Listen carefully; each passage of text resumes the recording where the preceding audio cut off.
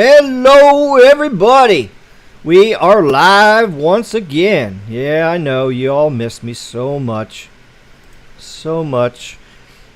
How's everybody doing tonight? Looks like we got 13 already, and the counter's going up.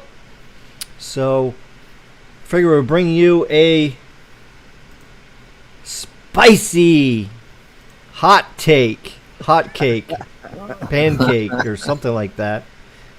But yes, we are live. My computer is working great. My Verizon home internet is working great. So, I'm looking at myself on here and I don't see it's working beautiful. So yeah, let me know, everybody, if the sound is okay, if the picture's okay. We are broadcasting 1080p. We're doing a double Verizon stream right here. We got Verizon home internet in the one corner, and then we got my S22 Ultra in the other corner. The hotspot is on. I'm using Speedify, and it's load balance in between. So I'm actually using two Verizon connections, one on home internet through my LAN and one with my Wi-Fi with my phone. So hopefully this will be the best quality stream you guys have ever seen from me since I kicked that dumbass garbage Comcast cable crap out the damn door. Hey, don't say that. You'll offend Dennis. Don't say that. No. Oh my. Oh well. Yeah, I can't do that. Oh Lordy, you can't do that. Yeah. So yeah, I canceled my service. Right. I don't owe them shit, and then all of a sudden I get a notification. Your automatic bill payment for $100 will be taken out August 16th. Yeah, and them bastards better not even try to take a penny from me because I don't owe them shit. I canceled right at the end of the billing cycle, so I don't owe them nothing. So, yeah, I'm so happy. No more Comcast. I haven't been this happy since I got divorced. Dang. What do you guys think? Yeah, you divorced Comcast, so I guess that counts. Yeah. I was Comcast whipped. Whipping the coax. Come here, Ricky. Yeah, exactly. So let's see. We got 16 people in here. So people are piling in here. So let's see who we got here so far. Of course, we got SMT on the one corner, and we got Caleb Zero Cool on the other corner, and we got Carlos out trampling in the mud with those $200 boots for no particular reason. It's MS. He's here. And Zero Cool. He needed the link, and I got it to him. Yep. And we got Carlos. Impatient. Is this live ever going to start? Yeah, we're going to start. Oh, this is great. When I scroll with my mouse for the chat to go up and down, it doesn't stutter and shit. It just moves. Oh my God, this is so smooth. This computer is just like badass. I was playing a video game earlier. Oh my God. It's just like I'm really there. I mean, when I zoom out and I'm looking down at the map and all the tanks and trees, it looks like I'm in my my drone watching the video game. It's crazy. 4K, 144 hertz. Amazing. Chain Fried is here, or as Dennis would say, Chain Freed. Could never figure that one out there. Lavendi's here! Yeah. Drink a Red Bull and out on strobe lights while listening to the intro. Nice. Yeah. Nice. I noticed the quality on the intro for the videos on StreamYard was kind of like real fuzzy there, so I don't know why those were fuzzy. Usually those are not fuzzy like that, but I'm going to do some OBS thing here in the future, so I'm going to come up with something. So, and then this camera's driving me crazy. I mean, it's 1080p 60 camera, but the quality's junk. It's made in China. It's just horrible. So, but I am going to get a better camera. So coming up, just gotta save up my money. Blaze is here. Kill that like button, yeah, buddy. Yeah, hit that like, share the stream. Let's get as many people in here. I'm $10 away from making my first $100 on YouTube since I've been monetized. So yeah. So if you guys bored, please watch the past videos because that will help monetize and make some money, and then I can pay for my StreamYard, pay for gas to go fly the drone, and you know how it is. It's not cheap running a YouTube channel, is it, there, Sneed? Hello, Gene. Hello, Tech Guy 32. Let's put this this way. The SE also screwed the OTA TV viewers with ATSC 1.0 since made over-the-air television unreliable for lots of Americans, which ATSC 3.0 is supposed to fix. Yeah. Let me respond to that. Let me respond to that really quick. So I actually have ATSC 3.0 in my market. And let me tell you, holy shit, it is the bee's knees. I can't believe how good the signal is. It also interacts with your internet as well. If your smart TV's on the internet, I get 65 channels in 1080p. Oh wow! I was blown away, and I just have a little leaf mounted antenna. I did the azimuth and tuned it myself, right? Yep. But holy shit, if you have an ATSC 3.0 TV with ATSC 3.0 tuner, make sure you're in a market that has that. You can go to antennaweb.org and figure that out. See if you're in an ATSC 3.0 market. If you are, get it, hook it up. It is the best. 1080p is the most clearest, no compression. It's better than cable, better than satellite. The most clearest picture you can get, and it's especially on a 4K TV, it's fucking amazing. So. Oh, nice. Yeah. 65 channels in the clear. Wow, that's pretty cool. That's what blew me away. I'm like. And the transmitters are over 60 miles. Yeah, so that. Oh wow. Yes. Yeah. That's pretty good. Clear. Oh yeah. It's about time things happen with that because the whole TV broadcast thing has been just a big old nightmare. Right. So. Yeah, and actually 85 markets are launched with ATSC 3.0 in the United States. So if you look on antennaweb.org, look on ATSC's website. You can email me. I can help you out if need be. And it's free television. If you guys actually, free. Ricky, you might be in the market as well. I think if you're in Miami, I think. Probably so. I think if you can get Miami channels, I don't watch live TV. Oh well, if it's I like my DVR. Yeah, I mean it's great commercials. to receive ABC, CBS, NBC, Fox. But yeah, if you want free live TV, hit me up. So. Nice. Hello, Collective Rob. Nice to see you. Gene's here. Blaze is here. And we got Archie Mobile's here. Chuck Luke is here. TJ's also here. Everyday 13. What's up? And we got a super chat. There we go. See Steven Smith. Thank you for the $1.99 super chat. Appreciate that. That'll help pay for the StreamYard I just put back up on here. I'm going to give you guys a quality stream here. So I'm going to try to do a weekly live stream as long as you guys are willing to tune in and watch and everything. I'm going to try to do it every Wednesday night around 9:30. So I appreciate everybody tuning in. Please share the channel. Try to get the subscriber count up a little bit more too. The only issue is the audio codec with the ATSC 3.0 since a lot of TVs don't support it. Oh, that sucks. Well, that's why in order to support that, you have to get one that has the Dolby audio in it. Right? Hello, Ashay. So you need one with the 4K TV, Dolby audio, and the ATSC 3.0 built in. Yep. Okay. Nice. All right, well, good to see everybody here already tonight. And so what's going on in your neck of the woods, SMT? I know you're cranking out them videos. Yeah, man, been pretty busy. It's a busy time in wireless. A lot of upgrades going on. A lot of network stuff is happening. It's earnings season, so we had a lot of that stuff. It's been busy, man. It's a busy season. Oh, yeah. Yeah, and subscriber mode is on. So if you're in here for 30 minutes, you can say something in the live chat. So after you're in here for 30 minutes, so here in a pretty soon, we're going to do a poll. Let me see. What kind of poll question? Oh, I know what a good poll question to do. I know the perfect question, actually. Here we go. Do you think the FCC has delayed and hurt the wireless industry? And we're going to keep it simple. Yes or no. I love these polls on YouTube. This is great. All right. There we go. The poll is up. So got 20 people in here. So let's see. Everybody vote. Do you think the FCC is delayed and hurt?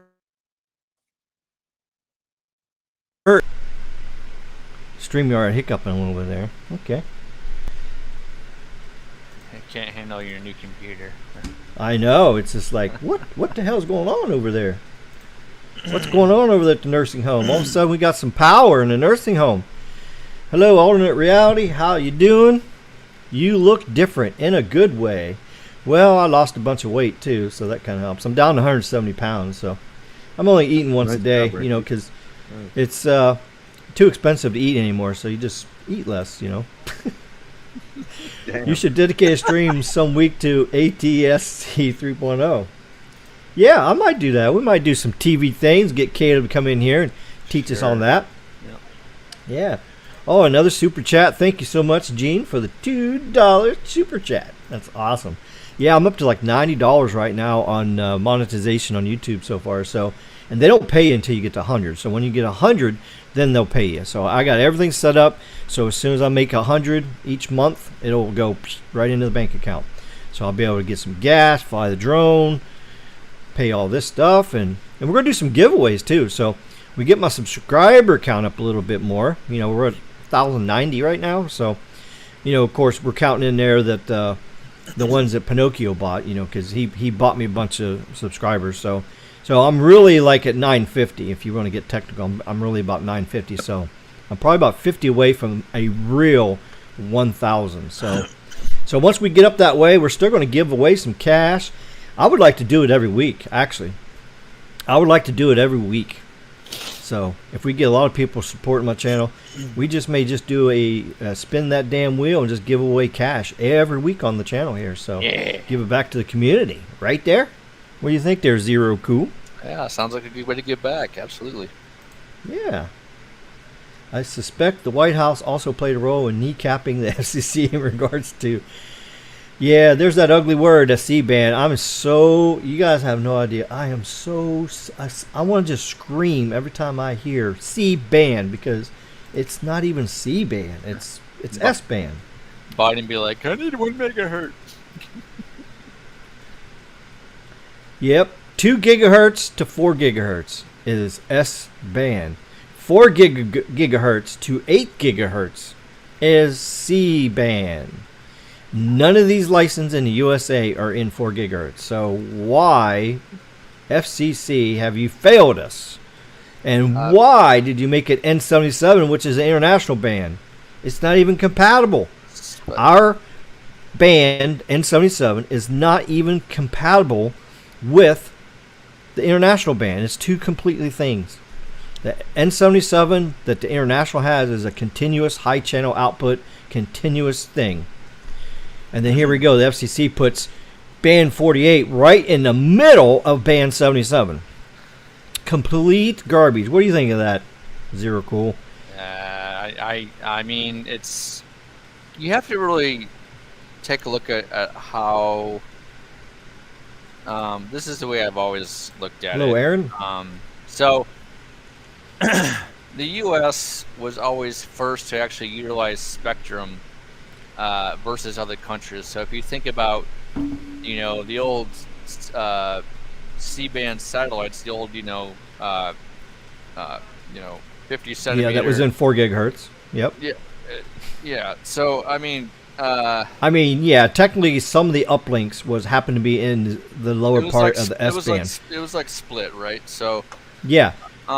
So we, the United States has actually utilized a lot of frequency on the whole, radio frequency spectrum bands first before other countries, right? So we really kind of had to chop it up and say who's going to use what, versus other countries. They kind of just get to sit back and watch, and they kind of, did their own thing, like India and Japan, China. Yeah. Right. That's why everything is so different in the world today, right? So. That's right. We have more pieces of the puzzle and players to play around with versus other countries, right? Is that a good thing? Is that a bad thing? It depends on how who's in charge and how it's split up, and again what it's used for, right? So, but a spicy hot take here. The E-band, which is 70, 80, and 90 gigahertz. I just was reading an article that carriers are now going to get to play with that band. Heck yeah. So, which is good. Oh, jeez. Yeah, this is good. It'd be good for backhaul and good for short links and stuff like that. But but no, like the IAB and all that good stuff. Yep, and repeaters, right? So, I mean, this is the thing. You know, we have a lot more players. I mean, think about what we have to support. We have to support, the greatest Department of Defense, the greatest military, the greatest space force, medical is huge, right? So. There's just a lot of players in the market, and it's a lot of kids playing in the sandbox, as they say. So go ahead, Rick. Yeah, that's true. Yeah, so I totally agree that the FCC has screwed things up, because the N77 ban was actually already established in many other countries before the USA. So what the USA should have did, FCC should have did, they should have made 3.7 to 4 a specific. Make it a new band number and stuck it with that, because there were some other numbers that's not been issued yet in the whole world, and so they could easily grabbed one of those numbers and used it. I mean, we have lots of numbers. I mean, sure, you got everything starting from band 1 all the way to band 100 now. Of course, now we're up to band 102, because you got N96 and N102, which is 6 gigahertz, which is Wi-Fi LTE. So that's what that is. So I noticed the stream stopped. Oh, it says Speedify saved me from a stream drop. Oh, that's good. So the double Verizon is actually smoothing things out pretty good. So I don't know if that buffer went across to you guys or not. But so there's definitely a way. I mean, even if we have to say make a band 104. What's wrong with a 3-digit number? Does it have to stay as a 2-digit number? No. I mean, we could just keep on going. We're at the 102 right now. They should have made 3.7 the 4. They should have just said, we're going to name that band N105 or something. And then when 3.4 come out, make it band 106, N106. I don't think it's necessarily like the number of like bands per se. I think it's more like the frequencies are all used up currently, and trying to. It's almost like the FCC is trying to do what Verizon's trying to do, squeeze as much spectrum with frequencies and make something new, right? So it's I think a lot of have been reallocated better, Another reason I think they also picked N77, because they want to have the device to be a worldwide device. So if they make N77 USA and then N77 overseas, then they can actually have a second profile on that 3.7, so that it'll connect when you go to those other countries, and then when you come to America, it'll connect to the USA version. But the bad thing about doing it that way is it just messed things up, especially with poor AT&T. Now they have to put 2 panels on the tower, because you got 48 right in the smack damn middle of N77. That's the whole thing for N77 and N78. It's a whole roaming thing. That's what Canada is actually currently working that out with the U.S. So it's all about what they call band plans, right? I mean, you know what that is. Yep. So a lot of countries. But they could have easily put in a new profile for band 105 for 3.7, and then still have the N77 profile in there using the same frequency. Have 2 profiles. It just one's a USA profile and one's overseas. They could have did that, but the FCC is lazy. You want to know what it kind of reminds me of is, it's actually, to me, frequencies are like languages, right? So it's trying, your frequencies are, your band plan is like, how much of the same language can it speak, right? Can Chinese Airways talk to US and vice versa, right? So it's kind of like that in a way. Yep. Well, Tech Guy 32 just says the 5G rollout is such a mess in the U.S. and the equipment shortage is not helping. That's exactly right. The whole execution and the way that the FCC has done everything has just been a big old mess. I know they had to clear people off the frequencies before they can auction them. So, I mean, I know there was that kind of delay and everything, but, I mean, if we can do other things here in the world, like put people on the moon, on the Mars, we can make T-Mobile fake 5G. We can make all that happen, but why can't we actually get this other stuff happen? The FCC should have been already out with these other bands, and like 3.1. I mean, I don't even know when 3.1 auction is going to happen. We should have already had that auction. I mean, the FCC is dropping the ball big time on a lot of different things. And the wireless customers and the carriers are paying the price for it. So it's costing them lots and lots of money because they have to wait for frequencies. A lot of the waiting has to do with security concerns. Like, for example, you mentioned 3.1. A lot of it's, for example, the DoD.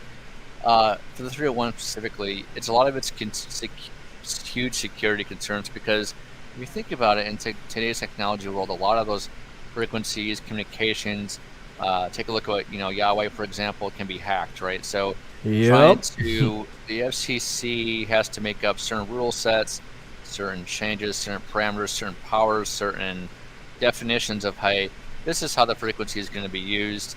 We don't want anybody to mess with it. So it's a lot of spectrum clearing, a lot of security concerns is how it is brought about. Tech Guy 30 says it does not matter if the FCC clears the spectrum nationwide if there's not enough equipment available to upgrade the towers. Well, that's part of the problem too.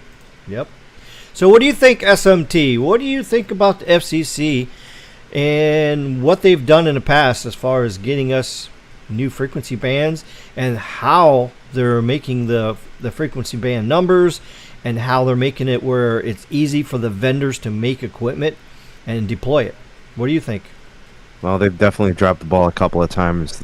So, like, one of the things that they... Bounce. One of the things they did wrong was 700 megahertz. They destroyed that band. Just going, like, if you look at what happened with AT&T and Verizon and T-Mobile, that whole thing, the non-contiguous if it wasn't nature for some spectrum swaps in that band, they wouldn't have had continuous enough to have the crappy LTE we have nowadays.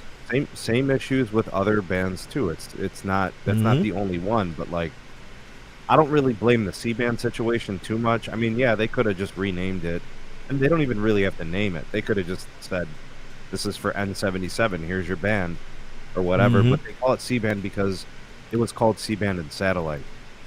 So it's not like they made up the name. It was a name that was inherited from satellite operations. Yeah. Right or wrong. Yeah, but they should have been smart enough to realize that that's not that cool, and they should have. They should have did it right.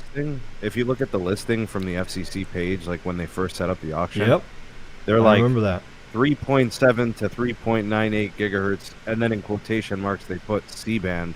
That was clearly a callback to the fact it was coming from satellite C-band operations. So, but yeah, they've messed up a lot of shit. I mean, the number of auctions, right? Like. We seemingly didn't get enough of them, like say for example, if let's take C-band for example, okay, 3.7, that auction should have been done in 2018. Amen, that brother. Auction should have that frequency of airwaves should have been live in 2019. Auction 2018, live in 2019, but they didn't. They weren't able to expedite that and make that process happen because of satellite. But those things should have been resolved in 2015. Yep. We should be working several years in advance, not reacting. We should be proactive, not reactive. That's right. So I feel like that's kind of been the FCC in a nutshell. It's always reactive. It's never proactive. It's never forward thinking. It's always, how do we clean up this mess? I mean, look at the EBS BRS with the 2.5. Yep. Look at those completely outdated. Oh yeah, that was a mess. Ridiculous terms and rules and guidelines, the power levels, all these troubles. But I will tell you what, Rick, I'll give him some credit. There's plenty of guard band between the actual 3.7, the N77, and the altimeters and stuff. So like they're not wrong there, but they've been wrong about a lot of other shit. Seriously. Yeah, definitely so. The FCC, I mean, the United States is behind China and Japan in terms of available spectrum, right? China and Japan has so Korea. Much more available. Yeah, right. Korea is Saudi Arabia. Well, let's be specific about this, so right? Much more. We're behind in mid-band frequencies. We are, yes. We're not behind in millimeter wave. We're not really behind in low band. It's all that stuff's okay. Yeah. I think it's just we need probably 2 auctions in the next 5 years to level the playing field with a couple other countries. Yeah, one of th's going to be 12 gigahertz and maybe another mid-band spectrum auction. The 3.1, we need that auction, and we need we need I don't know, man, something sub 7. So we need a couple of those, you know. Yep. Yeah, and another problem too is we had a lot of we're a bigger country. We have a lot of more frequencies in use. We got a lot more industry. We got a lot of everything here. And with our frequencies over here being used up already by other people, whereas you go to some of these other countries, they wasn't even using any of them frequencies. So you had giant parts there that were just vacant. So they just said, "Hey, let's make 200 megahertz 5G. Here you go, boop, done." Oh, you know what? Here's another 200 we're not using. Well, let's Rick, make that 5G. Boop, think done. about those frequencies though. Like for the longest time, mobile network operators were like, "Why do we need mid-band?" Like it wasn't even mid-band. It was for them. It was like what millimeter wave is today. They're like, we don't want 1.9 gigahertz. What are we gonna do with 2.1 gigahertz? Like that's too high. I know. Yeah. We need 700. We need 850. We need 800. Yeah, they're all caught up on this low band stuff. What are you gonna do with 1.21 gigawatts? Yeah. Like, well, technology developments. I can't get technology developments inside a house. You know. Oh yeah. Well, what's nice about band 66 is it's a high power band, so you could crank that shit up. So you crank that shit up 60 watts, whereas the rest of the shit, like band 2 and 14 and 13, all the rest, they got to stick around 30 watts. You know, that's not ERP. This is just base radio watts. Yeah. So band 66 actually does a very, very good job in propagation. I think it's just as strong as low band. It is, and I'm going to tell you why. Ricky. If it's a 4x4 MIMO. You'll look up. Oftentimes you look up at the antennas, and you'll even see them down tilted sometimes. Yep, right? they have to because that shit goes far out. Into another tower, they start getting noisy. Yeah, because they're limited on frequencies. So when you don't have enough frequencies, you can't have it spill over into another site that's using the same frequency. Because what does that do, Caleb? So what happens when two frequencies? One tower over here, and a tower over here. You have interference. You'll have PIM. Everything. You get magenta-sized. Mickey, do it again. Whatever that thing says. I mean, you get magenta-sized. With PCS, you really have to be careful of AM radio stations. You have to be careful of border sites, right? So it's that PCS frequency is more in use and with a lot of players versus your advanced wireless spectrum rail. Usually with your AWS, you're tilting it usually about 3 or 4 degrees. Versus a low band where it's anywhere from like maybe 7-9 degrees because you need to push that mid-band out as far as you can go. So, Rick, can you highlight Tech Guy's comment there? Right. This one? No, the one that just popped up, the newest one. Oh, okay. Okay. All right, Tech Guy. Verizon has a macro site every mile here. Every single antenna is pointing down because of how tight their grid is here. T-Mobile has a tower site every 2 miles. And sometimes there's dead spots between those sites, and a lot of times video calls will fail and drop. I'm not sure what you mean by Verizon and AT&T networks are built on low band, but I could tell you this right now. There's not a single site in the Cleveland area that has band 13 on full power. It's probably turned way down because these sites are close. And they've got small cells everywhere. Yeah. Yep. And the thing is, too, you got to remember that, like N77.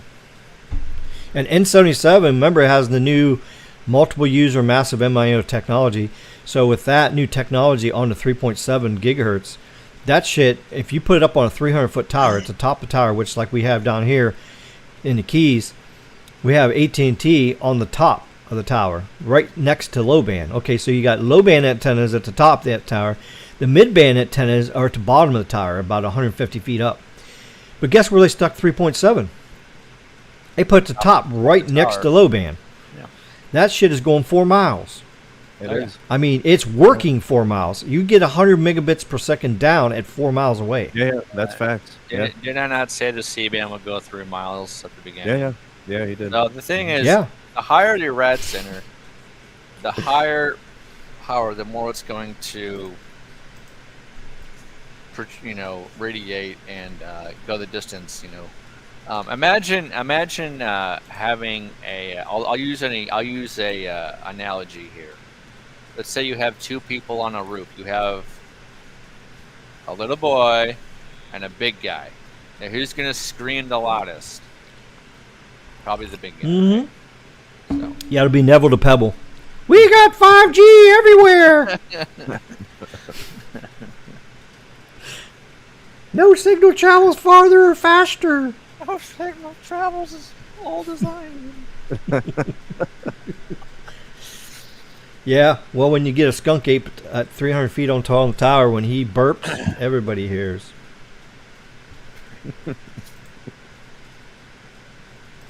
Burp!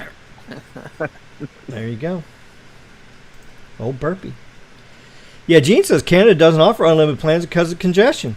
Yeah, see, everybody in America is saying, we got so much congestion. Well, that's why we're putting the new frequencies out. You know what I think says that, Rick? I think it's people who live and they live somewhere where their serving cell is congested. So to them, the network's always congested because they're home and their cell has no capacity. Well, you also got to remember, too, Canada's population is way less than America. I mean, we're rocking with like almost 300 million people. Yeah, but Rick, they got like 6 They barely got 100 million in their whole country. Rick, they got like 6 cities, dog. Yeah, they got 6 major cities, yep. Yeah, that's where most of them all live, yeah. Isn't that crazy? I wish Canada had more people. They don't. Well, I think it's too cold, don't you know? Yeah, but why did everybody go to Texas and Florida? Why didn't they go to Canada? Yeah. Because they'd rather sit in air conditioning than freeze their death outside, Some heating bills. Can you imagine what their heating bill is in winter when it's 15 below, like all winter long? I would leave, crazy? Bro. I'd come back in 6 months. It might be hot here in the summer, but I'll tell you what, our winters down here in the Keys, man, our winter, we got 6 months. It's just perfect. It's 6 months of perfectness. You go up north, you guys get them damn heat waves up there like crazy sometimes.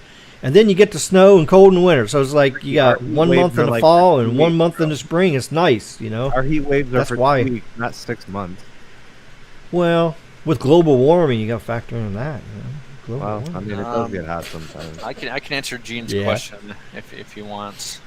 Okay. So Gene, actually, there is about probably 85-90% of FM radio stations have an HD radio. AM radio stations also have HD radio. I think it's like about maybe 5 or 10%. The difference between the two is that your FM HD signal will have a does it like in 2 carriers. You'll have one broadcasting and analog, and the other sub channel is going to be your digital FM HD. That's why you have subsets of like FM or like HD1, HD2, HD3 if you're dialing on the dial, versus a AM HD radio station will uses the full band, the full 5 kilohertz of it. I've actually have now. The thing is, if you want an AM HD radio, you actually have to buy one of those that supports AM HD radio. Look at Sangean. Sangean sells an HD radio that does AM as well as FM. I have that one, and I'm lucky in my market to actually listen to an AM HD radio signal. And I'm telling you, it is the best thing since sliced bread. It's amazing. It's so clear. No crackle, no nothing. It's the clearest signal you can ever get. It's just absolutely incredible. I had a 2014 Jeep Grand Cherokee, and it had the HD radio in it, and I actually listened to AM HD on it, and it's amazing. It takes all the static out. And the way it works is kind of like how we do it on amateur radio. It uses DNR, dynamic noise reduction, is how it does it. It's pretty amazing how they took amateur radio tech and they put it into an AM radio receiver to make it better like that. So it's really cool. The FM HD stations use what's called like an exciter. That's what they do the frequency split. But oh god, if you're in a market, that look at your market. If it does AM HD radio, go buy the AM HD radio from Sangean. Oh yeah, it's pretty amazing. You will definitely love to listen to your favorite broadcasters. I'm telling you. MS says, is there a rumor that any tower with band 66 will get C-band? We don't say C-band on here. We say N77, even for us in the woods. Well, eventually, in the whole America, every single site that Verizon owns will have N77 on it. Every site that AT&T owns will have N77 on it. In both versions. They'll have the 3.4 and the 3.7. Correction. For the people in the woods, you have to bribe them. So just it's going to take a long time, though. Yeah, so just throw them a shit ton of money, you'll get it. Right. But depending on market share and depending on CapEx and how much money, you got to remember this. If they only have 10 people on the tower, there's no reason to put N77 on it right away because it's not. Look what Verizon's doing. Look at the map on Verizon. You see little red dots all over the place, right? Even in the metro areas. Verizon's prioritizing type. If you got a congested site, all these people keep bitching because I'm only getting 1 megabit down and a half megabit up. Well, they're adding backhaul and they're adding the N77 to it first. Those are the priority sites. Once the United States blanketed with that, then they'll just keep going down and they'll trickle down. And if there happens to be a site in the woods that has a lot of campers out there, it has a lot of people, and it's congested, yeah, you're going to get an N77 site out there. So, yeah, eventually it's going to come everywhere, over time. I mean, look at the LTE now. Remember when they went from 3G to LTE? Remember how the map was? They were just putting LTE. They were filling in the gaps and stuff. And then look where we are today. How many years later? 10 years later? It took 5 years to get band 66 on all the towers. So just think of it like that. Yeah, think about that. Exactly. So, and actually, I'm impressed with the rate that they're adding N77 to the sites. I mean, I am Verizon too. And AT&T both. It's blowing my mind. I mean, here in the Keys, there's actually more N77 on AT&T than Verizon. They passed Verizon up in like a month. Boom! They just crazy. My market here, Verizon is top dog. It seems like they had 2 or 3 every week. So they're yeah. Yeah, I think all the upgrades are done down here in the Keys. I think all the sites that they wanted to upgrade right now is done because I haven't seen any more activity. But of course, they could be waiting for equipment too. So I mean, that's a possibility. Or they could be waiting on permits too. But I'm really hoping that my island down here gets the N77 because my Verizon home internet will go even faster and more reliable and better because I'll get that MIMO technology. Yeah, we got 26 votes on the poll, so if you're just now joining us here, make sure you vote on the poll. Do you think the FCC has delayed and hurt the wireless industry? And so far, looks like everybody's saying yes, so it's going to be kind of interesting here. So it looks like everybody's agreeing with that, so. I'm surprised HD radio has not been standardized on all radios. Yeah. Well, they kind of are if you got new cars and stuff. Yeah. They come standard. So. But you gotta remember, all this nice new technology is going to raise the prices on stuff. So a lot of these car manufacturers, they're not going to put that in there unless it's a luxury upgrade or something. Then they'll add it to the price. But yeah, like most people, they get the cheapest phone they can get because that's what they can afford. They get the cheapest car they can afford. So it doesn't have all those advanced features. But nice thing about it is you can get the aftermarket stuff and put in there. So that's pretty cool. Yeah. And sometimes you can get some really good deals on the aftermarket radio stuff. But then, of course, you got to pay somebody to put it in and all that stuff. MS says, yeah, we really don't have much congestion up here, but it would be nice to see those speed tests. Verizon still has not responded back to the city building department for additional info in order to evaluate their permit. Has been sitting there since fall of 21. Oh, geez. See, that's the other red tape we got. We got a lot of red tape in this country because people say, well, we don't want more stuff on the tower. And you got to understand, too, the tower can only hold so much weight. And those antennas have a factor called wind load. So if you got a 100-mile-an-hour wind blowing against those antennas, it puts power to push it over. I mean, that's why an 18-wheeler flips over when you get... If an 18-wheeler is sideways and you get a 100-mile-an-hour gust coming sideways, it'll tip it over, it'll blow it over. Now, if the 18-wheeler is going into the wind with the aerodynamics and you got a very narrow wind flow going across it, yeah, it can handle 150-mile-an-hour winds straight on, but to the sides, it's really vulnerable because you got all that surface area, and that's what you got to worry about. The FCC has completely hurt wireless. That auction for N77 should have happened 2 years ago, if not more, and they failed with the FAA. Oh, yeah, there's another. Yeah. What happens when you put the FCC and the FAA together in the same room? It's a skunk party. It's a skunk party. It is a skunk party! Now, don't he look so mean and vicious there? Oh, God.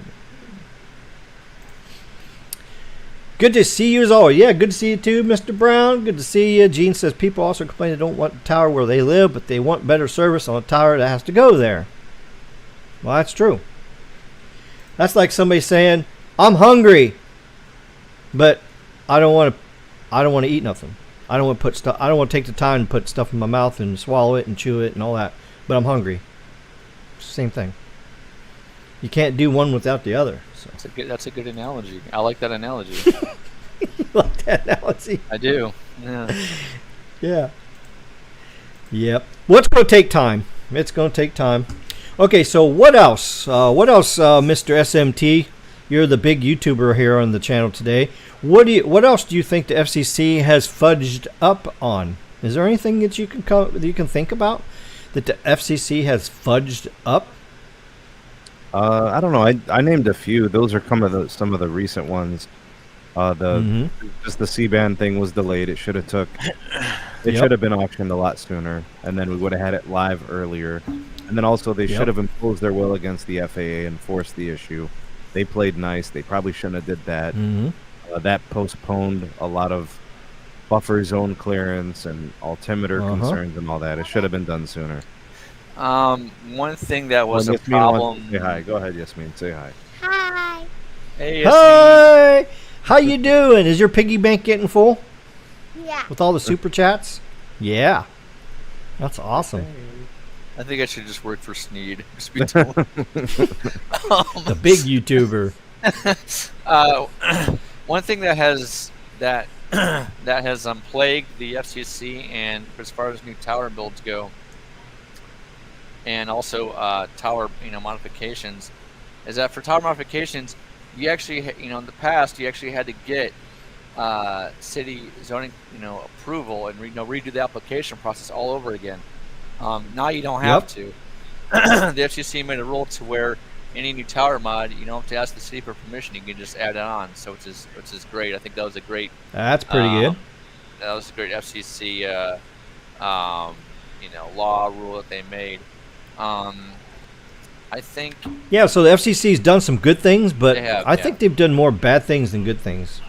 Well, what about 911 location? So a lot of. Yeah. What do you guys think about that? A lot of it's 911 Phase 2 right now, which allows for tracking within 6 feet of you. Yep. And it should have been done how many years ago? Oh, well, it should have been done a long time ago, but I tell you, this is easier said than done. I used to be on the 911 team, and we had. Oh, okay. Before that, we had 911, E911 Phase 1. So Phase 1, the problem with Phase 1 is that when you called, it wouldn't give you an accurate location of where you're at. It would give you kind of like a general area. For example, let's say if you're in an apartment complex and you made a phone call to 911, well, your location wouldn't be necessarily where your cell phone's at. It'll be at probably like the next building over, right? So the location tracking, right? So the location tracking was number one, was not accurate, right? Number two, the other problem is that especially on the Phase 1 side, if you were dialing 911, it would get sent. 911 call would get sent to the wrong dispatch, the wrong police department, the wrong dispatch center, right? Right. So if you're trying to dial the sheriff's department and you got sent to state police by accident or what have you, got sent to regional, PD, whatever. Right. Right. So that was another problem with Phase 1. So all those problems have been fixed with Phase 2. Yep. Right. There is going to be a Phase 3 to where the shortcomings of Phase 2, you guys, it's more accurate, but at a standstill. So if you're standing still, Yep. That's where it's the pinpoint accuracy is fine and great. Now, however, if you're moving from cell to cell to cell, well, as far as the translations goes, that can be an issue, right? So that's where 911 Phase 3 will actually pick it up, especially in the 5G. So. Yep. So do you think standalone 5G, when it's done, since it has the beamforming, it can actually identify where all the phones are? And we got Release 17 coming up in the future, which it says in there, it's NR location. That's the whole purpose of it. Yeah, exactly. So do you think that's going to help? Yes, I do. Absolutely. That's the whole purpose of it. So basically, the 911 Phase 3 and NR allows for real time, real motion, real location tracking. And not just location, but elevation. So if you're in a high-rise building, also it can tell you where at in a building. Yep. Elevation. It can tell you what floor you're on. Yep. So that's going to be improved in the next phase of E911, as well as the voice over NR and with the 5G core as well. The core is actually really important to help with that. So it's kind of to be honest, I wish it was. This was done yesterday. Full 5G SA national grid with E911 Phase 3. This is gonna take a long ass time. It is. Unfortunately. But and what's kind of funny about this too is the FCC is pushing for location capability to the carriers, but they've been delaying getting them the frequencies and the technology that's able to do that. So they're saying, okay, well, you need to have accuracy up to this, but you got to do it with this old ass LTE garbage shit that you got out here on the towers, which is not even capable. Not possible, yeah.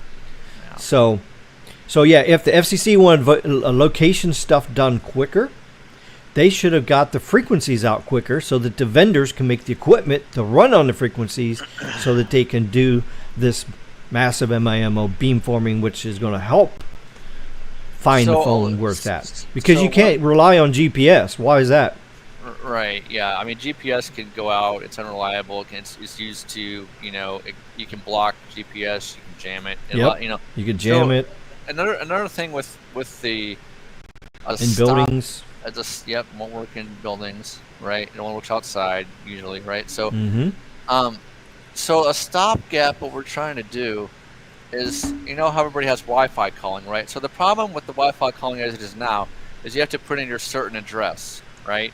Right. Your physical address to where this is where I'm mostly going to call 911. That's a huge problem. So what we're trying to do to fix that is actually with Wi-Fi calling, we're going to be especially with this has to do with the software updates for like Android 13, iOS 16, or whatever the hell it's on. Is going to be E911 Wi-Fi scanning to where if you're within a certain range within other wireless routers or other wireless access points, it's going to determine your location within 1.2 meters. Okay. Yep. Right. So that's the difference between a cellular and a Wi-Fi based call. If you're near a lot of wireless routers with Wi-Fi calling, it's going to determine your signal more accurately than just you out in the open. Oh yeah, absolutely. Well, let's see what they're saying here in the chat. We got 27 people in here now. We already got 30 votes on the poll. That's pretty good. Let's see. Oh, Gene says also the T-Mobile earnings call, they could not bring up the Spectrum auction. Why couldn't T-Mobile say anything about that? It's against FCC rules. FCC rules. Okay. A lot of the issues with the 911 PSAP, which means Public Safety Access Point, is unable to receive or answering point. Yeah, location information. City of Cincinnati made massive improvements to improve location accuracy. No. When if you think not needing permits to add antennas will be bad due to snow, ice, or wind load. Oh yeah, that's part of the factor you got to remember too. You get an ice storm, that's why a lot of the stuff comes down. Oh, we got the hashtags already. The sky's falling. My issue with that, Verizon is not responding at all, and we're going to a year soon. The issue is calculate weight, wind load. Oh shit. So yeah, I mean, all the RF engineers have to calculate all that, So. Isn't 911 regulated by the state that you live in? Like here, each county regulates 911, so we don't have here 911 PSAP as of now. It will start. Wow, there's some actual rural areas that's actually doesn't have 911 yet. So basically, I know there's some places in West Virginia that don't have 911 yet. So how it works is there's two things. There's 911. Okay, that's just regular 911. And there's E911. So your E911 is, from a 911 PSAP to a cell phone. Okay, that is regulated by the actual, for the E911 side, that's actually done by the actual PSAP itself. They're the ones that have to implement that technology to get it to work. They're the ones that have to build out the E911 Phase 2 technology to get that to work to your cell phone. Okay, now those PSAPs will get money from the state, right, and from emergency funds to actually get that working. Yep. But that's based on the state to state, and whichever, forgive my French, whichever dumbass Democrats in office. Sorry. Yeah, and also when you pay your phone bill, your landline bill, and your cell phone bill, there's a certain amount of taxes. There's the 911 tax, so each month that contributes to help fund 911 so that you can get it in your county, wherever you're at and stuff. Wow, we got 27 people in here. For those that just showed up recently, welcome to the live stream. Got my new computer going here. Thank you to Carlos for building it and putting it together for me. Of course, there was a delay. The graphics card got fried, I guess, through the X-ray machine when it got shipped by FedEx. So had to send it back, get the graphics card, come back. But now it's working great. So here we are, $2,600 later. I now have a gaming computer, 4K monitor. This is looking really good. So we're back in business. I'm double streaming on Verizon. I have Verizon Home Internet going through my router to the computer. And then I also have my good old S22 Ultra. The hotspot is active with Verizon on it. And so I have dual Verizon going through my Speedify. And it's load balancing back and forth and making sure this stream goes good for you guys. Especially since Verizon's upload is not very good here because it's only like 15 up. So to make sure that it balances pretty good with the two streams together, they're going back and forth. It's already saved the stream a few times. It says saved from connection disruptions 53 times, saved from excessive latency or packet loss 66 times, and one failover. So one time the Verizon went out. Now, if I was on Comcast right now, those numbers would be in the hundreds just during this live stream already. So that just shows you the power of Verizon LTE. It is so good, so dependable, and it's sad that in 2022, here we are, we have to use fixed wireless access to do a live stream because cable is unreliable. So I know the cable guy's probably fuming right now. It's like, he's like mad. It's like, doesn't like when I talk bad about cable. So, but yeah, here we are. We're on the stream. So yeah, super chats are active. So if anybody wants to do a super chat to donate to the channel, if you want to become a member, we already got 3 members now. Yeah. Let's see. 3 members? Yes. Whoa, wait, where's it at here? Oh, here. Yeah, Jason D, Baby Yoda, and Carlos is my first 3 members on the channel. So I have 3 members. So if anybody wants to join the membership, on the YouTube, you can click join and you can contribute monthly there, however much you want to do. And that would help with the gas, buying batteries for the drones when I fly it too much and the battery's no good. The battery is $150 a piece. So when that drone battery is end of life, I have to throw it away. Well, not throw it away, but recycle it and then get a new battery. So, and of course, I would love to get a Mavic 3 drone later on like Carlos has got. So eventually I'll probably do that. So, yep. So we're back up. I'm going to try to do a weekly live stream. Thank you for the turnout. I mean, it's amazing. 26 people. So glad to see everybody back. And of course here, me and Zero Cool is talking about the FCC, the good, the bad, and ugly. Well, we haven't really been talking too much on the good, but we've been talking about the ugly, the bad part. So, but that's where we are. And we got the poll up. Do you think the FCC is delayed and hurt the wireless industry? We're going to close this poll out here in a couple minutes. It's been up for 44 minutes. Got 35 votes. So if you haven't voted already, please vote on the poll, and we're going to close it out here in just a second. I wish it didn't take the FCC like 10 billion years to grant a license. That's for sure. Yeah, that's true. Okay, let me see where we are in the chat here. Oh, it's sad when Uber can find you, but 911 can't. Ooh, shoot. Yeah. Gene says our 911 location access works tremendously here, not like in some places. So that's good. I live in Delaware. We have 911, but each county regulates it. 911 fees on your cell bill is supposed to go to the state. I live in a rural area where we have no 911, just a regular phone number to contact. Wow. Ouch. See, I knew there's parts of the country just still like that. So, well, here myself, when I need help, I called the sheriff's department directly because I got it on my phone. I called them directly. The line's recorded just like 911. And of course, when you call on the phone, they don't have your location information. But I mean, I know where I'm at. So, first thing I do when they answer, I say who I am. I'm security. I'm at this location, and this is what's going on. And then she starts asking questions, and then we go from there. So I don't even mess with 911. And if you're in rural areas, or you got to be careful, because if you're on the border of a county, okay, you're just 10 miles inside the county, and especially if it's hilly, you can have a cell phone tower up on a hill that's actually in the next county over. So the telephone lines on that, the fiber, everything, that whole tower is listed in the other county. So when you call 911, your signal's going up to that tower. It says, oh, you're in Dixon County. But no, really, you're in Jackson County. So when you call 911, it goes to Dixon County. So now automatically you're in the wrong county. So if you don't know that and they don't identify what county it is that they're calling, if they say 911, what's location emergency? Oh, I'm down here at the corner post down here on County Road 5, and there's a rollover accident, and there's people burning up in the car. It's on fire. They say, okay, well, we'll get the fire department right out there. And that's all they do, and they hang up.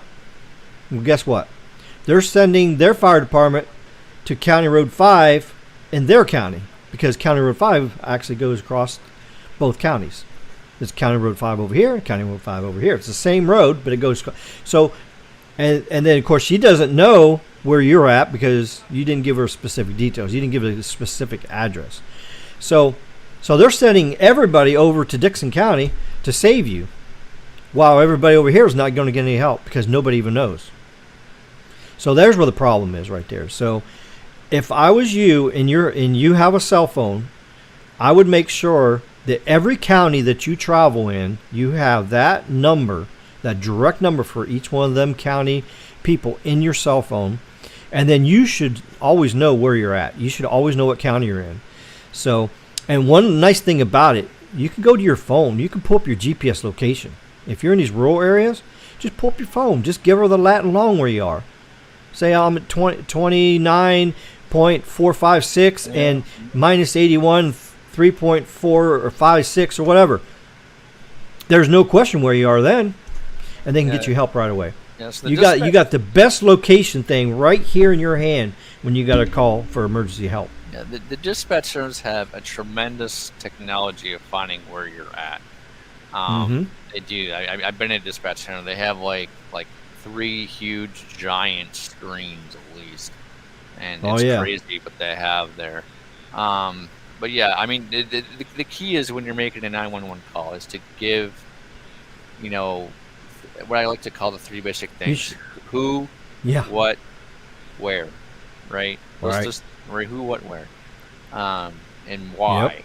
And that's true. The more information, the better you can give the dispatcher to where you're at, what kind of emergency you're in. And the thing is, too, you got to be careful. You don't want to just, when they answer, you just don't want to vomit a whole bunch of data to them at once. Like, blah, blah, blah, blah, blah, blah, blah, blah, blah, blah, blah, blah. Because now what they got to do is they got to remember everything you said and try to get it in the system. It all out, yeah. It's best for let them take control of the call, let that a CAD system that has questions. And then they ask a question, and then it actually tells them on the screen what to ask next. It goes through the prompts, it goes through a tier tree, and it goes all the way through until you get to the bottom of the call. So from start to finish, it's like, okay, is it police, fire, or medical? Once you get that, okay, if it's police, then they go to the police algorithm, and they go, okay, what's going on there? Oh, there's a man with a gun. Okay, they pick that. And then they just keep going all the way down through the whole situation. So, and I actually have some 911 dispatch experience myself. So I've actually worked in New Orleans in the EMS side in 911. I've never been in the police side. And then also up in Ohio, I worked in another EMS place, and I was a dispatcher there. So yeah, a lot of. So I got a little bit of experience that. So they're highly trained people. So just let them go through the motions and stuff. Yeah, a lot of them are at least basic EMTs. They're dispatchers. Like it's so cool. Oh yeah. Like, a lot of how it kind of depending on how advanced the dispatch center is. So a lot of them, for example, if you need police, they'll actually type it up. And it'll actually appear what the dispatcher is typing on the police's NBC units, their computers, right? And a lot of advanced dispatch centers to where the dispatcher is even talking. So what she talks up on the mic, it'll appear on the actual. That's some really new, good technology coming out. That cop's data computer, which is the NBC unit, which is actually pretty cool. So. Oh yeah. But yeah, so it's really important to speak concisely and clearly, slowly, so that if the dispatcher doesn't understand you, what makes you think anybody else will only going to get help? Yeah, and you got to also remember this: just because you said it 5 minutes ago doesn't mean she documented it on her end, because she was busy documenting the other 3 things you said before that. So just because you said they're not breathing, and then they're not giving you CPR instructions because they didn't hear you say they're not breathing. So you got to make sure that you just let them handle the call. Just let them ask the questions. And it's hard for me because when I call in, I'm dealing with whatever situation's going on. Like if I got a baby locked in the car and we're trying to get them out with a coat hanger until somebody comes. And you're busy trying to do this, or you got a fight about to break up. I'm sitting here busy just making sure nobody pulls a gun or knife out. And they're wanting to ask me all these questions and stuff. And it's like, hey, I'm security. I'm here. I got a physical fight going on. I just need you guys here. I can't sit here and answer lots of questions. And see, it's hard for me like that. But a regular person, when you're calling in, just let them go through the motion. Let them ask all the questions, and they'll get you your help right away. And the biggest thing that people don't understand, most people think that when you hang up with 911, then they're going to send the cops, then they're going to send the firefighters, and then they're going to send the paramedics. That's not true. As soon as you call, as soon as they know what kind of incident there is and where you are, the other dispatchers already got on the radio, set off the tones, alerts, dispatch them over the radio. So the police are already coming. The fire trucks are already coming, even though your house is burning down and you're panicking. And you think that they're not coming until you hang up. That's not true. So that's the worst thing that interferes with the 911 call is people assume that nobody's coming. Because I hear it all the time to say, just send the fire department, send the fire department. Well, they're already on the way. They got to get more information so that they can make sure everything is taken care of. So you just got to go with the flow. I think the last time I called 911, a couple of times was to report, PVC, personal vehicle crashes. A lot of times when you see an accident on the road, if you witness an accident on the road, a lot of people are panicky. Sometimes they, it's good to see if you're a good, good bystander, a good citizen to give, to assist and get that absolutely. Call. Every now and then, my screen freezes. I don't know what's causing that to do. I'm noticing that. Yeah. You've seen on your. I am. Yeah. I wonder if try like in the next live stream. I would just like to. I'm curious to see if you just try just the Verizon Home Internet and just leave the Speedify out of it and see what happens. Oh yeah. So maybe when it's like flipping back and forth, maybe there's a little bit of delay there. So that could be possible too. Well, Lavendi says Jessica R is terrible. Worse than AJITP. What do you think of that? Talking about my mom, Lavendi. Stop it. Stop it. I think everybody has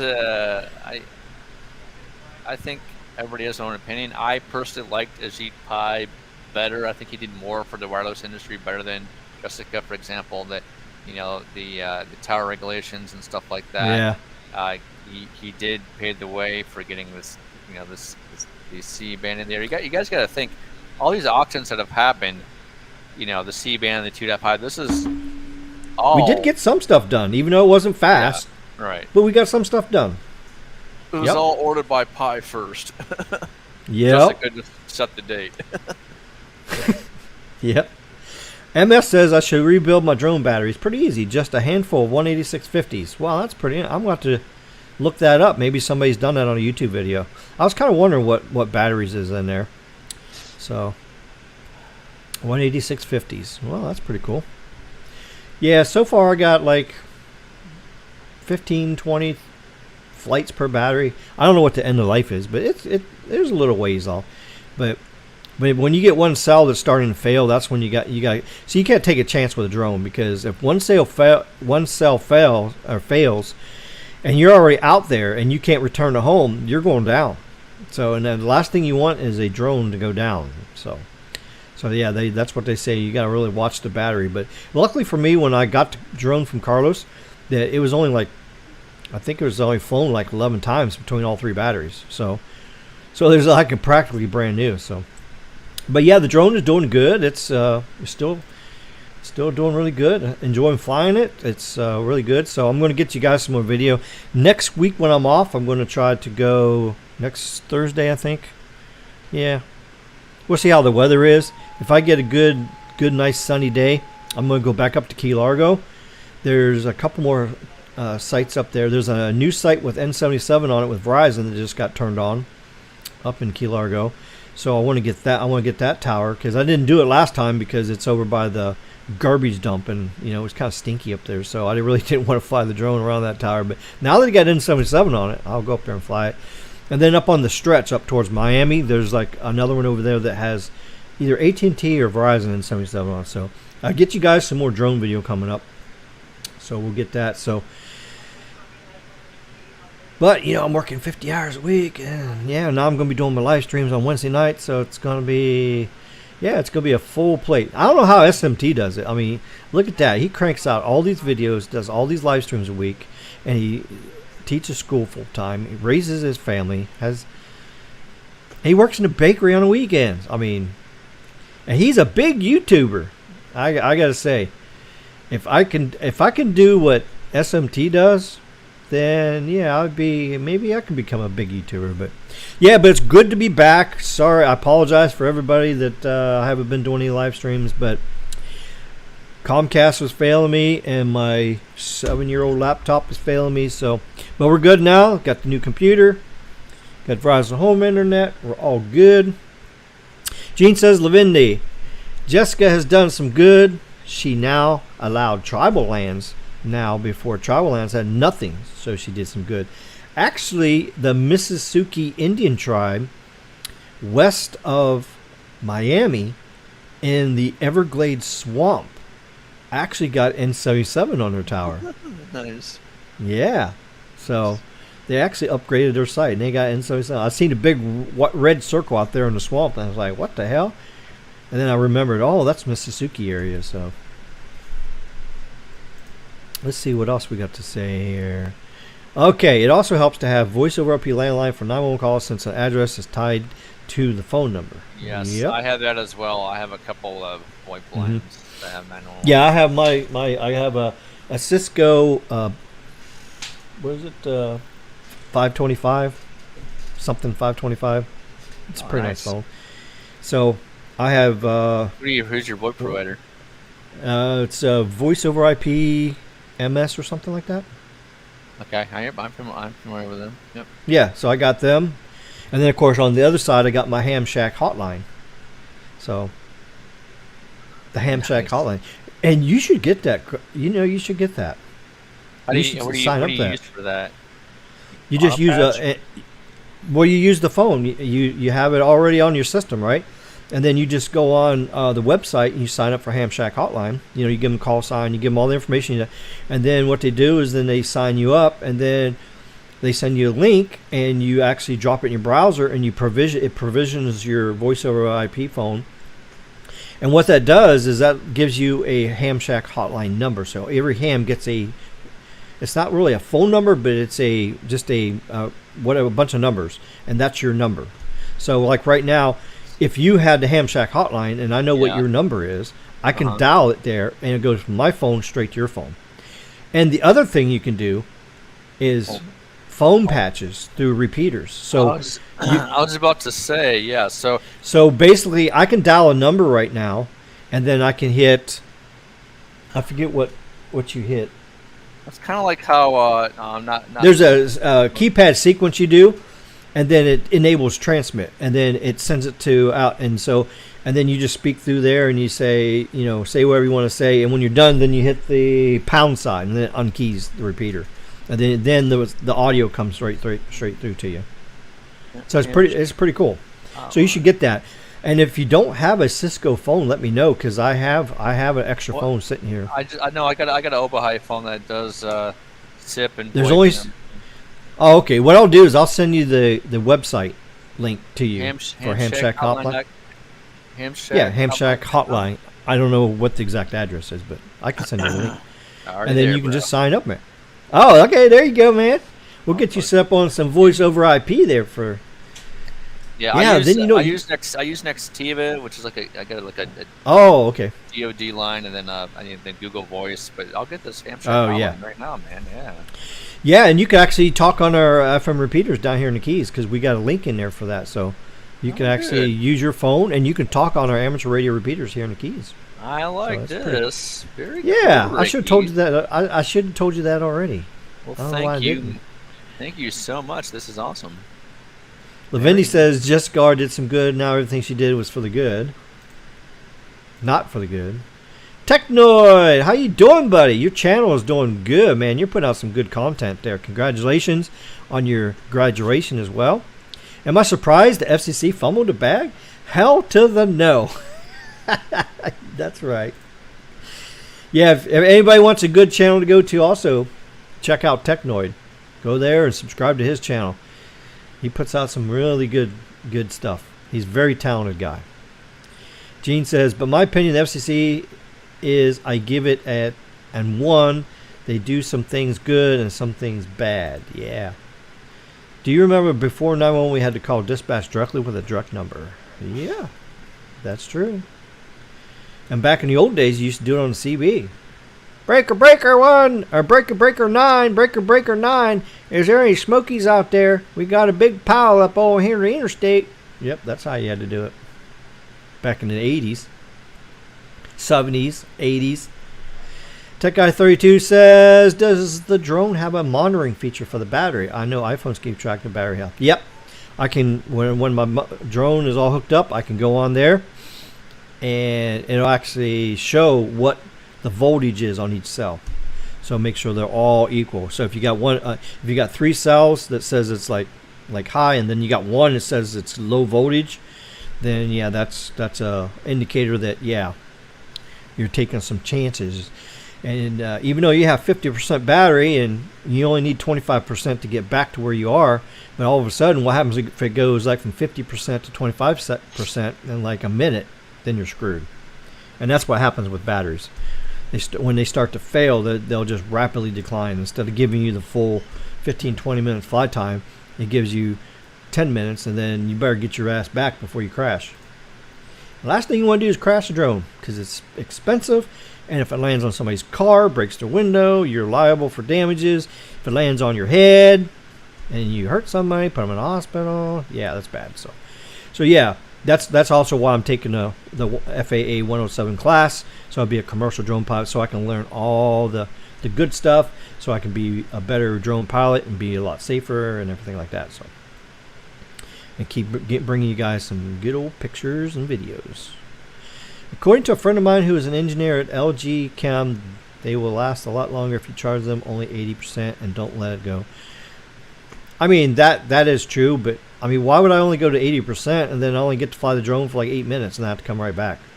8 or 9 minutes, 10 minutes. Because you only get like 15, 16 minutes anyhow. So if you only go to 80%, that's cutting like 5-6 minutes off your flight time. So I don't worry about it. Just like my S22 Ultra. I charge it up to 100% every day. I had my S21 Ultra last year. I used a phone for a complete year.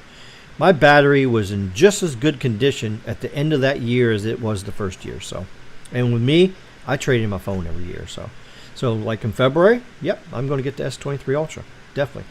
Samsung has not failed me. It's failed a lot of other people. There's people complaining that Bluetooth's not working right. There's people saying there's screen glitches. Poor Chase's phone completely went haywire and crazy. So he actually sent it back, got a refund. I mean, he went to iPhone. And then here I'm sitting with my S22 Ultra, has zero problems. So there's lemons out there. So I still feel that since I got the limited edition color, that it's like the second or third batches that come out and all the things that they found wrong got fixed. So with anything that's brand new when it comes out, you're taking a chance when it first comes out. You're getting a lemon or getting a bad unit or something.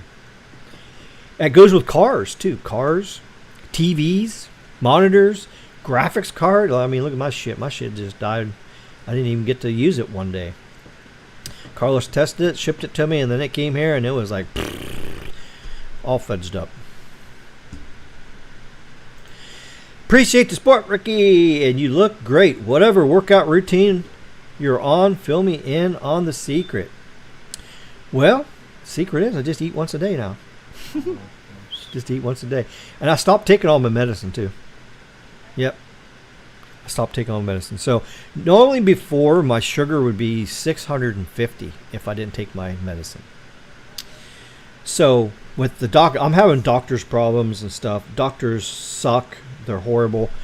The whole medical system is like a big failure out there. So I can't get a new doctor because I fired my doctor because she was dumb.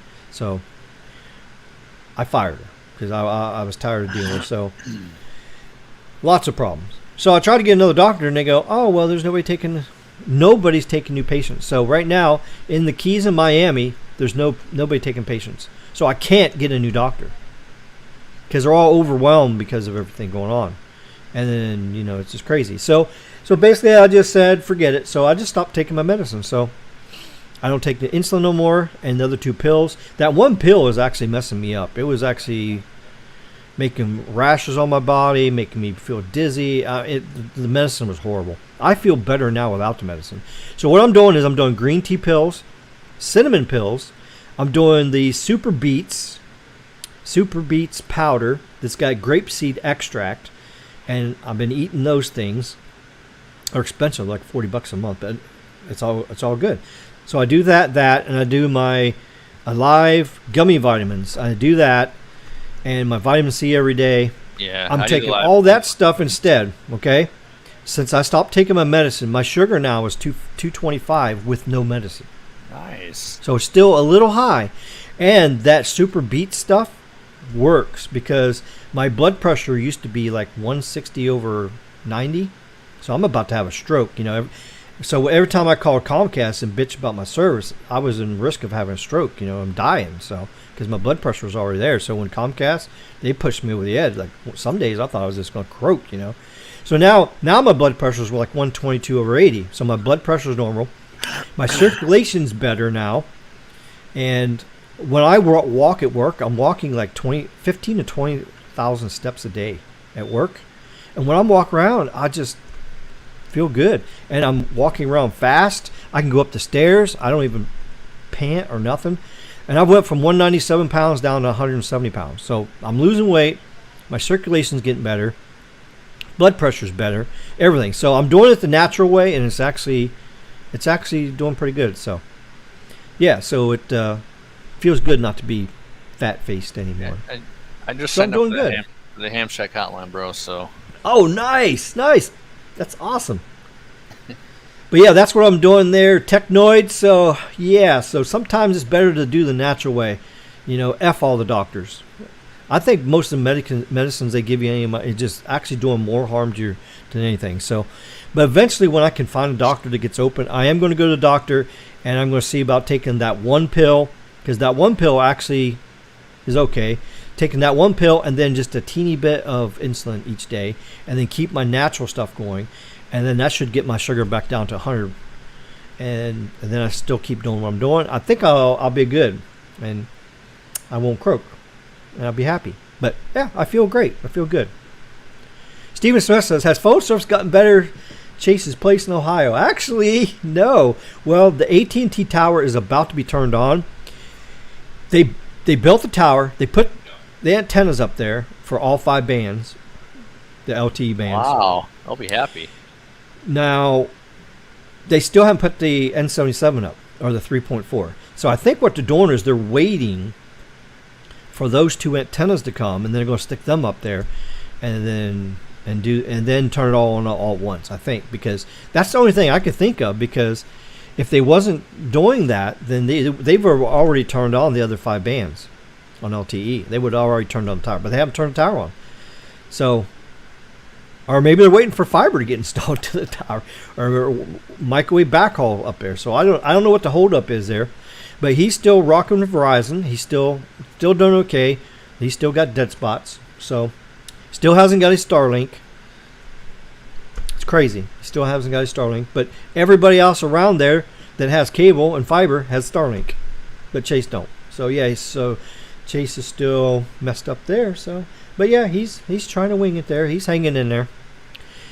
Cool, nobody cares, bro. No. What's up there, Big Term Tech, the funny guy? Not as dumb as somebody else we know. Is the AT&T tower build due to FirstNet? Well, that's part of it. Yeah, that's part of it. But his fire department doesn't have FirstNet. They got Verizon. So, and they don't want FirstNet. Yeah, because everybody up there that has FirstNet and that county hates it. They said it's horrible. There's the device support is horrible. There's no carrier aggregation hardly. I mean, it just connects you to band 14 and one other band. What's 14? What's it? There's one 14 and like 14. 66. It'll connect you to 14 and 66, and then there you go. And the speeds are horrible. Everything is slow. So you don't get to use all 5 carrier aggregation on there. So for whatever reason, the FirstNet system is, I mean, Carlos has tested it. So yeah, I mean, I've used it before. It's reliable. I mean, it connects and you got service, but you don't get the benefits of carrier aggregation. I guarantee if Verizon would have had the contract, they would have did it right. Oh, absolutely. I think Frontline would have been like 50 times better than what AT&T's doing. So, and then you got FirstNet also blacklisting like just about every phone out there, and then it has to be whitelisted for FirstNet. So if you come up to them and you want to do an unlocked phone on FirstNet, it won't work.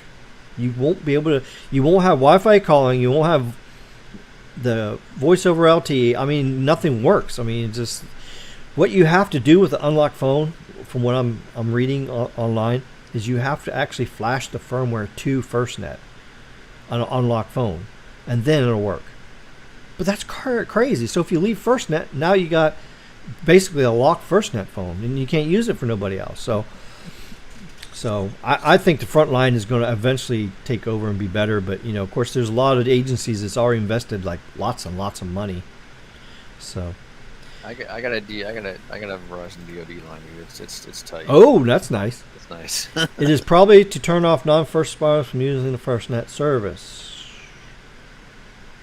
Well, it's the other way around. The first responders are not getting the carrier aggregation, but if you got AT&T prepaid, you get all 5 bands. You get 5 carrier aggregation, and you can use, and you get the good speeds and everything. So that's crazy. I don't understand why FirstNet customers can't get all 5 bands if they're on the tower and turned on. I don't understand why. There has to be a reason, but I don't know. So from everybody I know, they say FirstNet is reliable with the signal and coverage, but it's not fast. You can't do much on your phone. So I guess they don't think the first responders really need to do anything, I guess. Supposedly. Band 14 is still not everywhere. That is true. Yeah. And of course, they're saying that it's like 99% complete, but I don't know. I see lots of towers out there where there's no band 14 on it. So AT&T is insane with whitelisting begin with, yeah, in the first place. Yeah, exactly. T-Mobile should have received the FirstNet. No. I'm sending the skunk apes to your house. No. Get out of here with that blasphemy. We're going to send the skunk apes to your house. and the raccoons and the skunks. Blah, PU. There we go. That's all I got to say about that. 911 on the moon from Neville. Yeah, you're right. That's so funny. Planet Zorb. It's right there. Planet Zorb. That's right. So, okay. So, what else do we got going on with the FCC? Is there anything else that you can think of with the FCC? Auction tomorrow. You guys in the comments has the. I mean, look at this poll. Let's do the poll real quick. We have an auction. And then tomorrow. I'm not going to talk about that or not. But. Oh, well, we're talking about anything. Well, we can. It doesn't matter. We can talk about anything. All right. Let me close out this poll. Let me close out the poll and get you your results. Okay, there's the results right there. Do you think the FCC has delayed and hurt the wireless industry? 97% of you said yes. 2% said no. And that's 42 total votes. That's pretty amazing there. So I think just about everybody here agrees exactly what I say. So since there's 97% of you that said yes, and most of you has been here for 30 minutes, and I'm sure you can type in the comments. But what I can probably do is I can actually let me reduce the subscriber limitation. Let me do that. It says 30 minutes. Let me get it down to where it's like, let's do 5 minutes. There we go. So there, 5 minutes. I changed it to 5 minutes there. So there you go. So if you've been subscribed for me for 5 minutes, then you can comment now.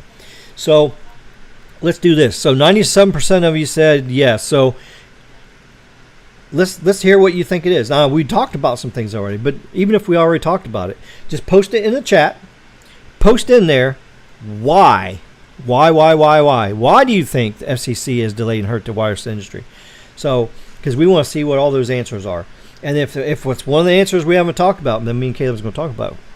So let's see what we get here in the response. Okay. Let's see. It would be stuck on no service for first responders if they chose T-Mobile. They would be magenta-sized. Yeah. Laughing my ass off. I missed the raccoon thing. Oh, yeah. What about power limitation with CBRS, band 48?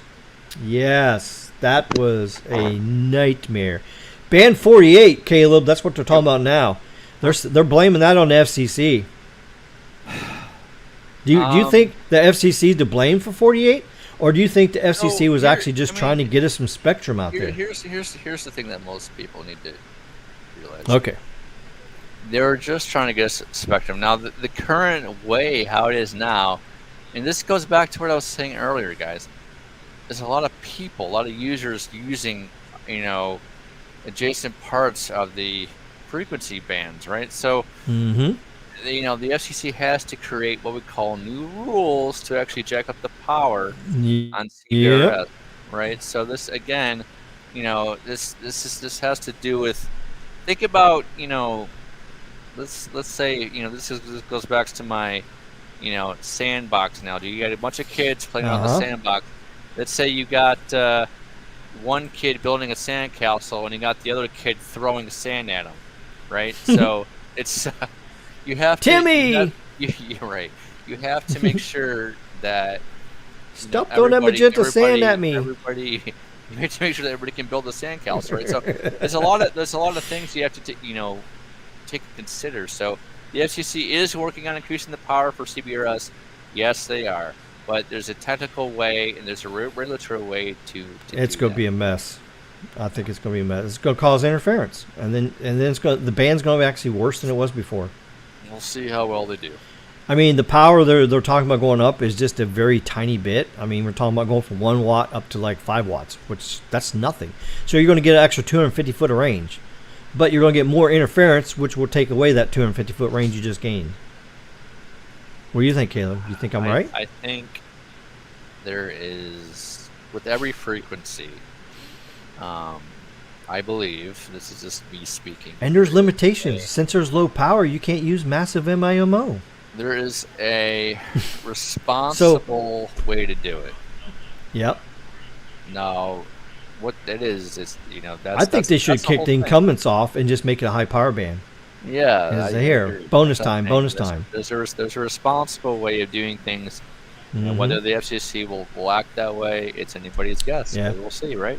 We'll see. Well, there would be lawsuits and crap like that because it's just like when you buy a car. Okay, let's say that you buy a Mercedes CL63S. Okay, you buy that car. Okay, it has this many horsepower. It goes 0 to 60 in this many seconds. Okay, and then all of a sudden, and you're paying $50,000 for the car. Well, it's not. It's really like $100,000. So you pay $100,000 for this car. And then 6 months later, after you bought the car already, they made modifications in the factory, and they're selling the same car, $100,000, but it's got 200 horsepower more, and it has Brembo brakes on it, so it can stop quicker. Are you going to be pissed off? Are you going to be mad because you just spent $100K on this car? And then they made a car, and then Joe Blow down the street just got this same car as you, but he's got 200 more horsepower, and he's got Brembo brakes on it so he can stop quicker because it goes faster. Are you going to be mad?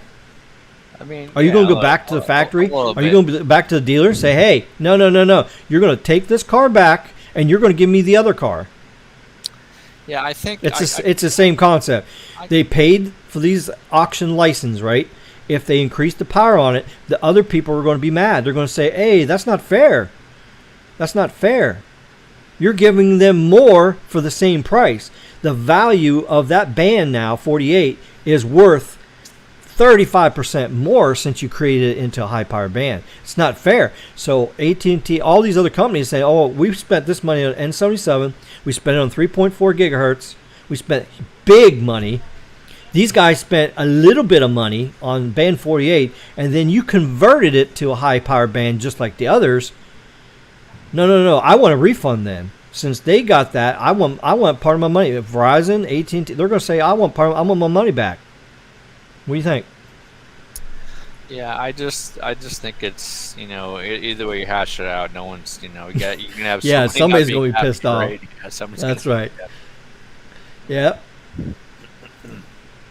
Maybe Sprint would have to get it. Well, what Sprint? This Sprint is out of here. The FCC needs to end spectrum hoarding. I don't know, Caleb. You think the FCC is spectrum hoarding?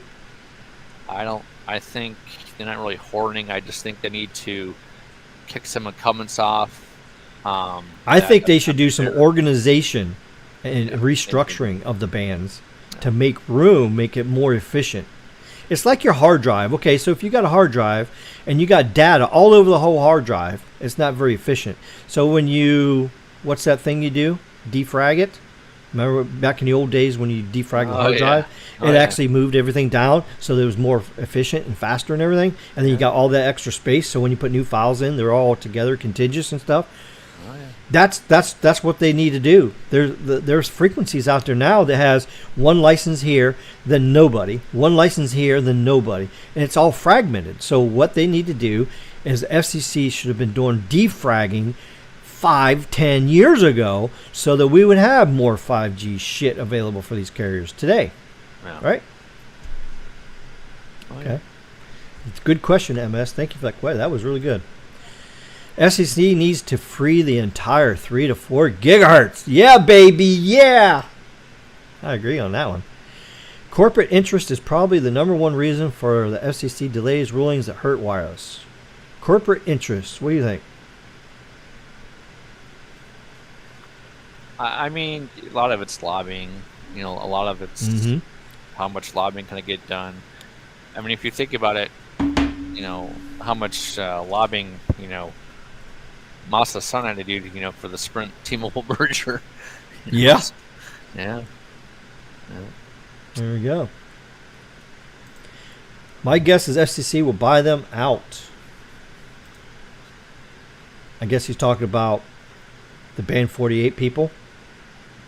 Maybe they'll do. But see, that's the thing is, they already spent the money on the hardware.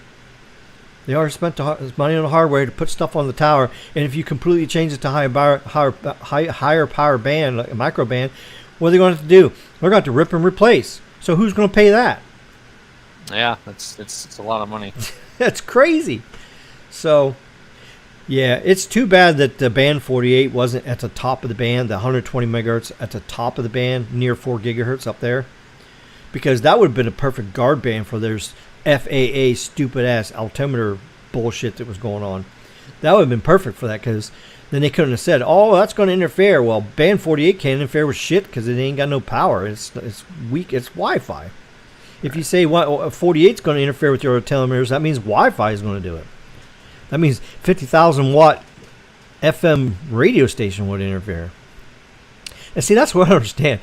These planes fly past a 50,000 watt FM radio station. I mean, sure, it's on, 80 megahertz or 80 megahertz versus, 4 gigahertz. But still, when you got that much power, it can. If the altimeters are that much garbage, I mean, there's got to be some other stuff out there that's interfering with this stuff. Yeah. I bet you anything, like a 1,000 watt ham radio station on HF would probably interfere with it. Oh yeah, absolutely. What do you think? Oh yeah. But the altimeter thing, that's just a complete failure on the FAA's part. They should have regulated that. They should have mandated, say, oh, this shit's end of life, That shit should have been end of life like 10 years ago. 15 years ago should have been end of life. Yeah, it's all done via satellite now. Mm-hmm. Oh, yeah. Let's see. Where are we at here?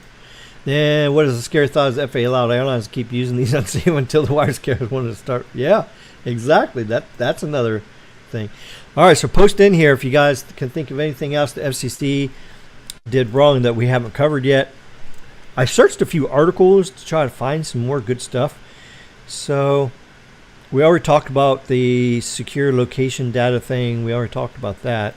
Let's see. Oh, here's the other thing here. This article was back in 2017. They're complaining to the FCC on wireless alert failures during the wildfires that was out in California. They're saying people didn't get the wireless alerts like they were supposed to. So, but that was in 2017. We're in 2022. Most of those wireless alert stuff has all been fixed since then. Yeah, but still, it was a failure back then. Well, that's been fixed. So basically, what's the fix of that is basically when you're using what we call Google's aggregate search or Google's aggregate alerts. Those Google aggregation servers are supposed to hit to your phone depending on the alert, right? It's basically to Google gather a data source depending on what's going around your area, as Google always knows where you are. That's going to feed to your phone. So. Oh yeah. Oh, here's one. What about the T-Mobile hospital interference on low band? Is that the FCC's fault? No, I would say no. No. So you think the medical equipment's at fault? Well, think about it, guys. I mean, the FCC, they're like a dealer. They're like a drug dealer, okay? What?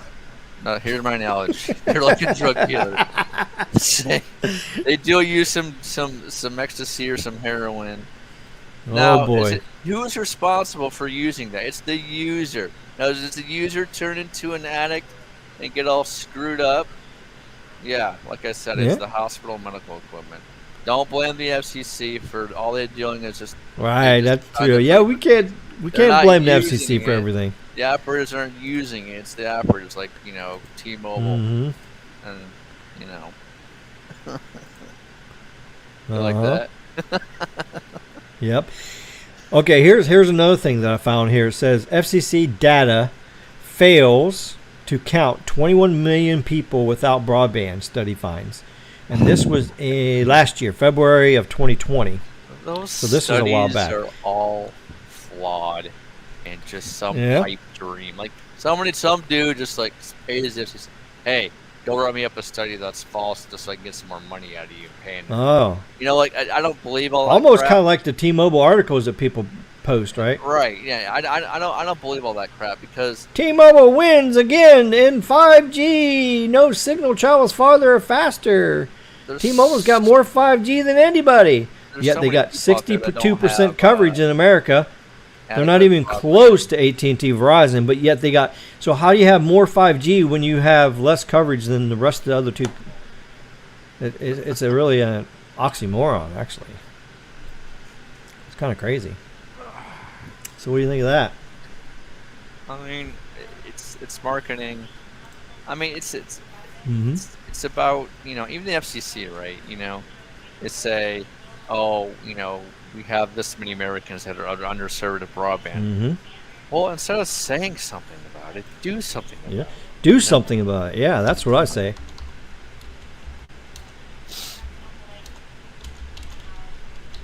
Have they fixed the FCC coverage map yet? Have they updated since last year? I didn't check.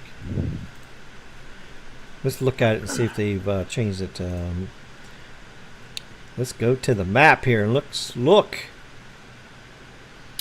Yep, well, we still got 16 people in here in the live stream. We're going to be done here in just a few minutes. We've been on here for an hour and 46 minutes. So, all right, let me look on the map and see what it says. As of May 15th of 2021. It's still a year outdated there, buddy. Well, isn't that crazy? That is crazy. You know what I always tell people to do? Plot your own coverage. You know, saying, hey, this is the areas where I'm going to be at. This is the towers that I have here available to me. This is where I'm going to spend my time. You know, you got to make your own choice of who's going to be good for you for your carrier. Mm-hmm. And to be honest with you, what people should start doing, you know, since they have, you know, iPhones and they're, you know, they're dual SIM smartphones, have two carriers. If you complain about, you know, service, have two carriers. That's what I do. You know, so don't complain about one carrier. Have two, and you know, your life will be better.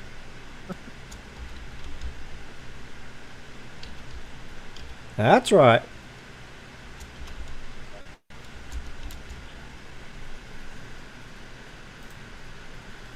That's right.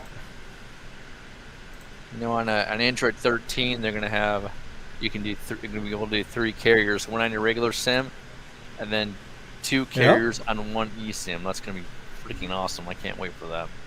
Oh yeah, that's gonna be cool. All right, let's look at how Verizon's doing here. Oh wait, what's this here? Meow. Boop. Let's see here. Let's see how the country's doing here. Okay, so here's the whole country. Let's look and see. Let's start over here first. Let's see how N77 is doing here. Let's see. Let's zoom in a little bit here. You know, this is Verizon's problem. They have not filled in all the West yet, which just pisses me off to no end. Oh yeah. Make this a little bit bigger. Huh? Wait a minute.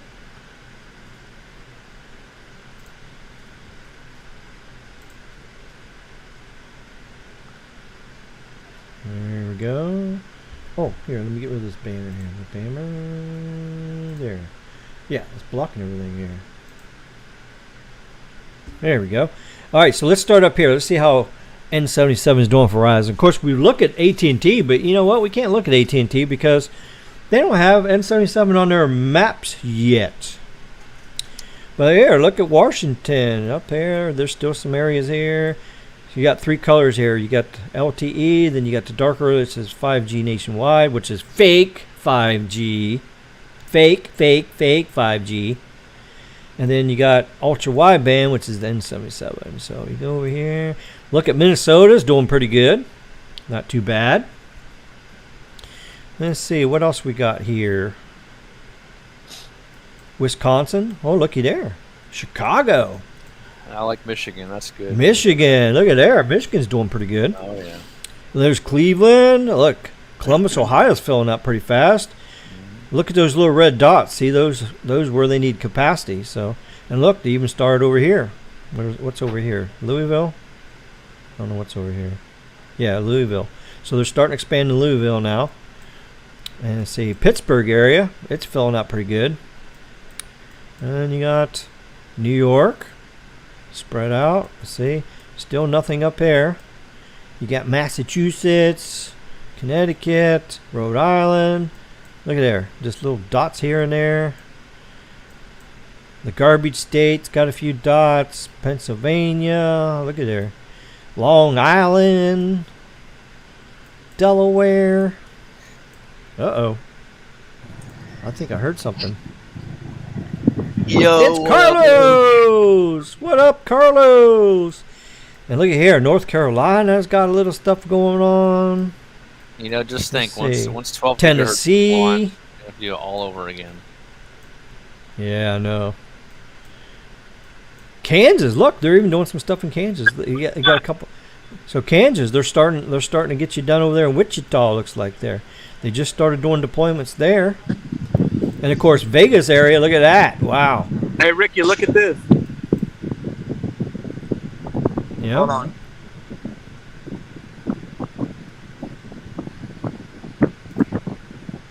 What are we looking at?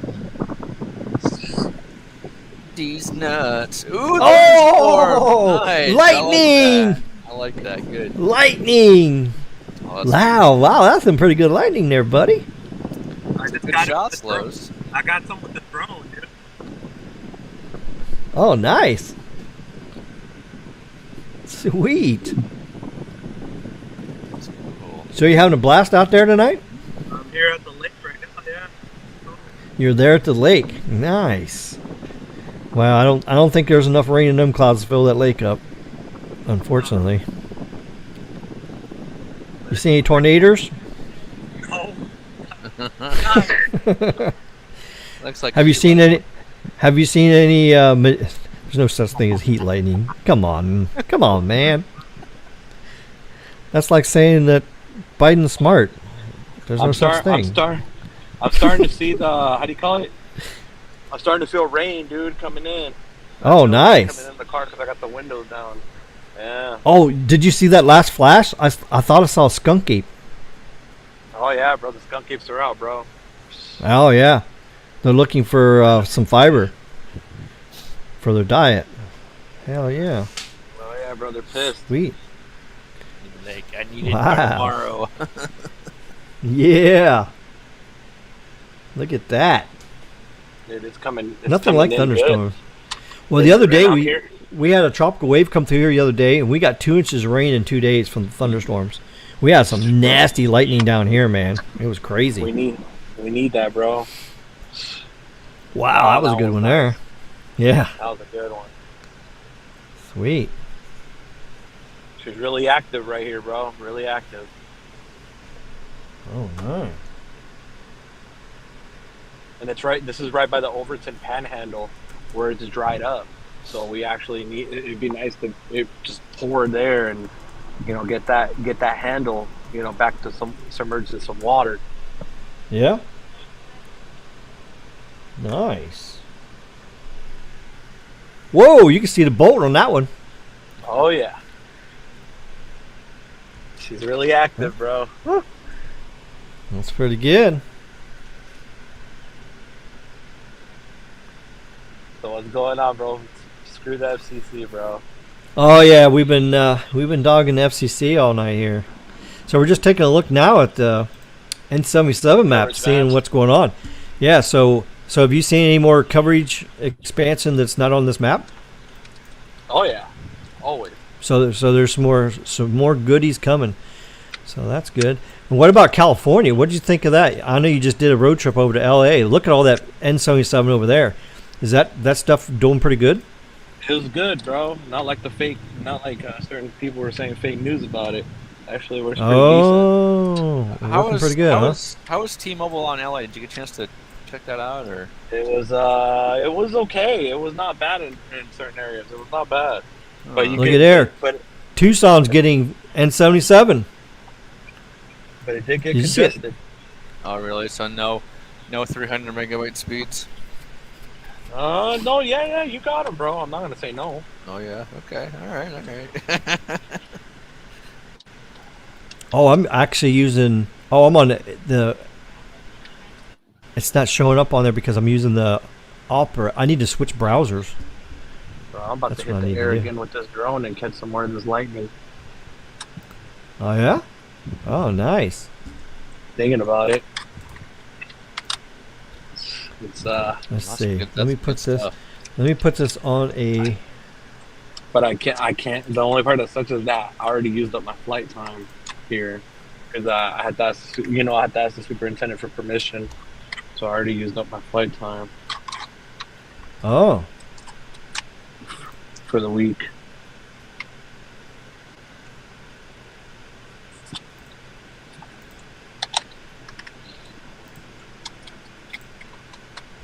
Nice.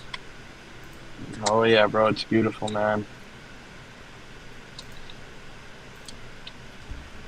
I don't know, bro. I guess I'm built different, bro. I'd rather be out in this than sitting hell at home yeah. on my computer. Feel me? Oh, I love thunderstorms. Oh yeah. Okay, here we go. Ooh, look at that. Let's see. Okay, so I'm on Chrome now. Okay, so now this stuff should show up. Oh yeah, so now you can see the ultra wideband or the millimeter wave. Yeah, so now we can see the millimeter wave colors. Yeah, there we go. See the millimeter Dew wave point is colors. 65. Is that good, Ricky? That's well, that's not really humid. That's on the borderline. 70 is when it really that's the actual when it gets humid, but 65 dew point for the desert is pretty humid. And that's why you're seeing the storms. Yeah, look at Tucson. Look at all that millimeter wave. Woo, look at that. Sticky, man. Have you ever been to Tucson? Oh yeah, bro. It's millimeter wave everywhere, bro. Everywhere. Look at that. Look at that. They It's got amazing. they got our echo pivots for the millimeter wave there. So they got. Oh, you've actually found it?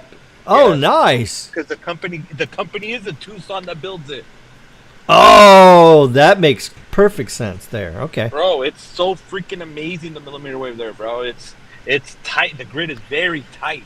Yeah. You're gonna get And they 2 just gigs started on adding every- N77 there.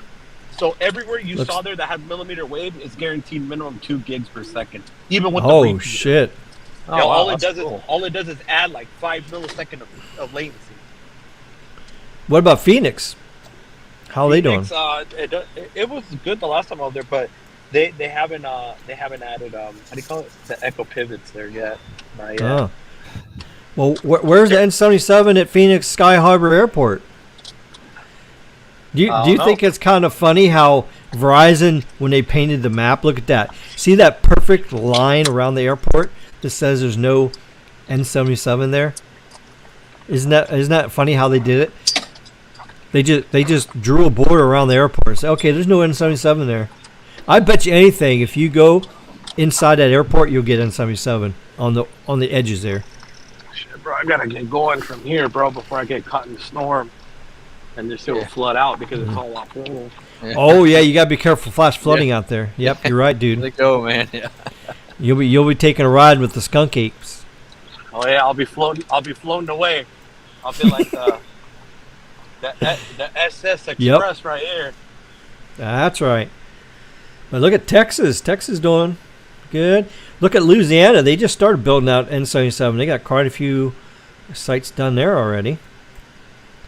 They haven't done Mobile, Pensacola, Tallahassee yet. And then down here, they haven't done this area yet or this area yet. So it's coming. And then, of course, you still got 3 sites down here, 3 sites up here, 6 sites for Verizon, and we got over 8 sites with AT&T with N77. So AT&T passed Verizon up. Yep. Yeah, they're still putting more N77. Remember when I did that drone video in Hialeah? Yeah. Oh yeah. Okay, that was right here somewhere. Let's see. Where is it? Where the hell is it at? Hialeah. I think it's here Oh, bro, the somewhere. storm's all around me, bro. It's a 360. Oh, they're surrounding you. 360 lightning. So, yeah, I'm Oh, surrounded. damn. I better get the hell. I'm trying to get out Oh, of okay. here. but I don't wanna go. Here's where it is. Okay. Okay, so when I did that drone video, it was right here. That tower that I did the drone video was right here.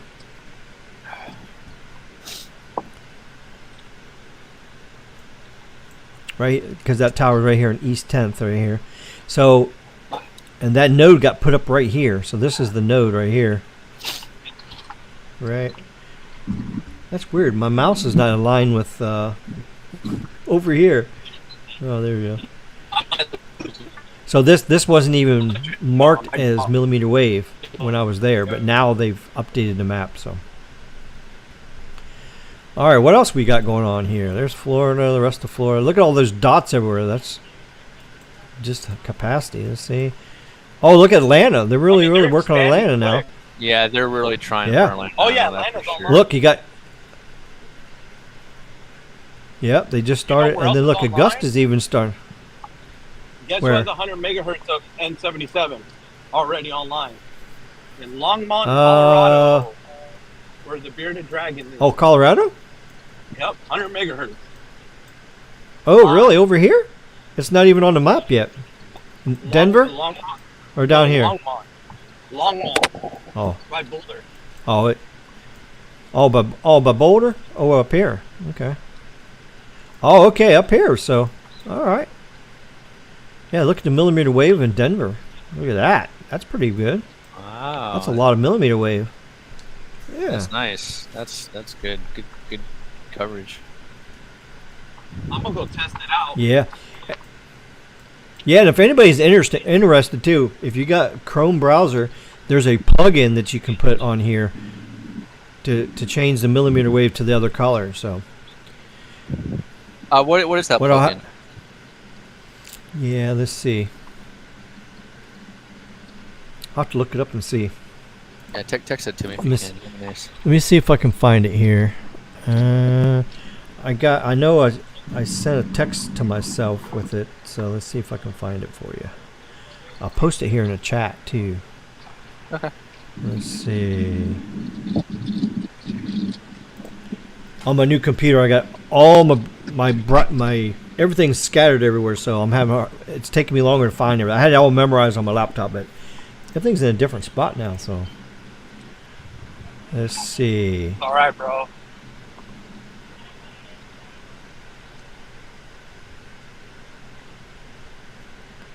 So you're gonna bug out, eh? I am right now. Trying to before the storm comes in. Oh, nice. 'Cause, on the weather forecast on the iPhone, it said the storm starts in 20 minutes. So, Okay, I found it. Okay, here I got it here. Okay, let me copy it. Copy.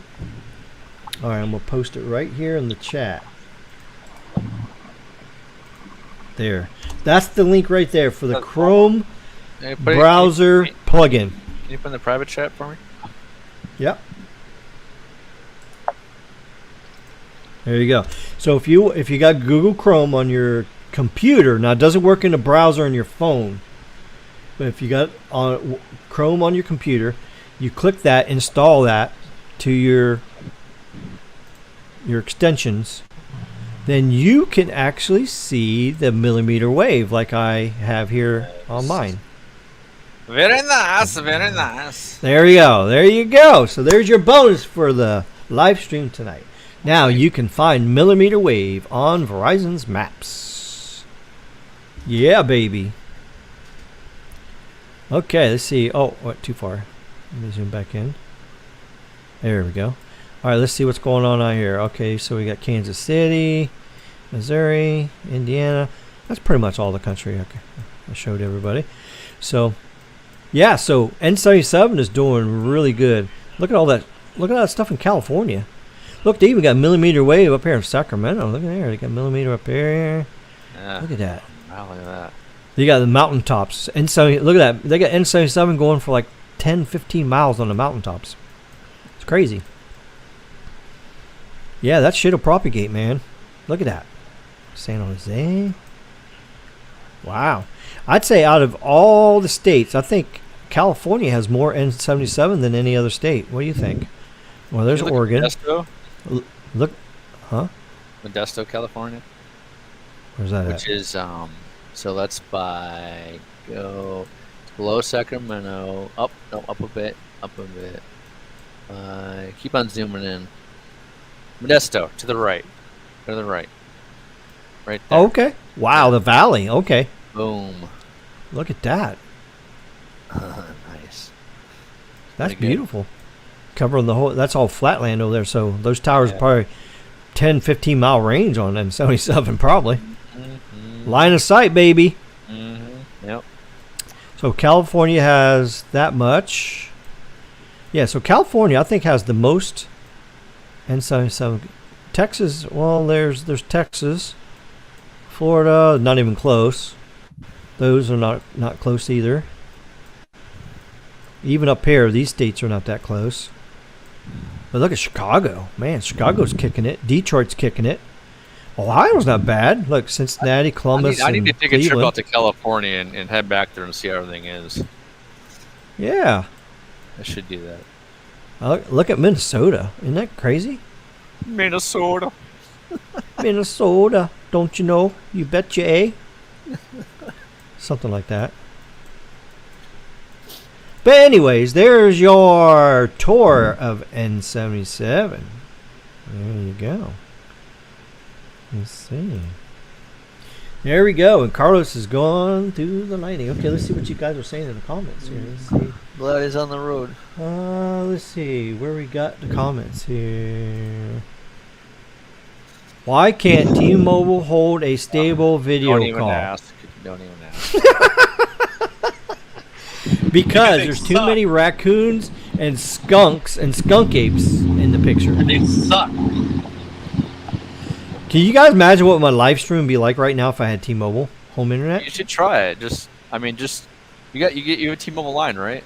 Well, how are you going to try it when there's no signal here? Just hotspot it. Just try it. Just hotspot I'm it. 2 miles from the site and there's no signal You don't have in one my bar? house. You don't No. have one bar? Like not one? No. No. Sure. You want me to make No. a bar for you? You want me to make a bar for you, Ricky? There's your T-Mobile 5G right there. I'll make a bar. Oh yeah, there you go. There you go. Yeah, that's what T-Mobile home internet would be in my house if I had a signal. That's T-Mobile That's 5G, right. bro. Well, I'm on Verizon and I can be on the stream, no problem. Garbage. In the middle I of Garbage have- can. I Hello have there, no Ethan. Mobile tower here. None. T-Mobile 5G crappier than Verizon 4G most of the time. Yeah. Is the new FCC more accurate than the T-Mobile coverage? Well, the FCC Maps hasn't came out yet. It's still 1 year old. But yeah, it is accurate. The FCC Maps from a year ago is more accurate than... Yes. Oh, it is more man. accurate. Yep. More Oh, bars. shit. More bars and more places. These nuts. Yeah. I mean, I can show you guys. Here, let me pull up the FCC map. I'll show you. All right, let's see. See, where Carlos is FCC. at, there's no reason why there shouldn't be coverage out there. CC. I mean, Yeah, what it's if he- line of sight. What if he only had T-Mobile, and his car was broken down, FCC. and he couldn't call out for help? This is Verizon right here. Oh, jeez. Well, that's enough to make a call and hold the data session at least. Oh, wait a minute. That's fixed broadband. Oh, I don't know about that. Oh, here's the mobile map. Okay, here we go. Mobile map. Here we go. Let's go to the map. There we go. Here we go. Go to the mobile map. Go, go, go. Go to the mobile map. Here we go. You want to see T-Mobile coverage? Then, no, this was a year ago. But trust me, T-Mobile has not built very many sites in a year. Not very many. LTE mobile data. I want you to look at my LTE. upload, Ricky. And this Yeah. is what's holding my live stream right now. Here, join your channel.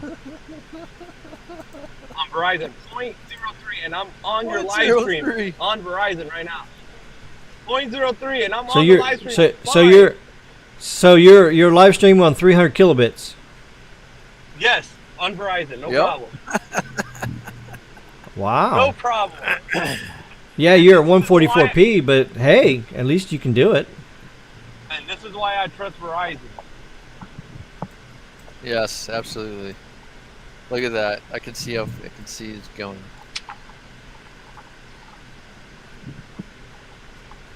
Yeah, it's in 144p, but hey, it's an image. It's a good image.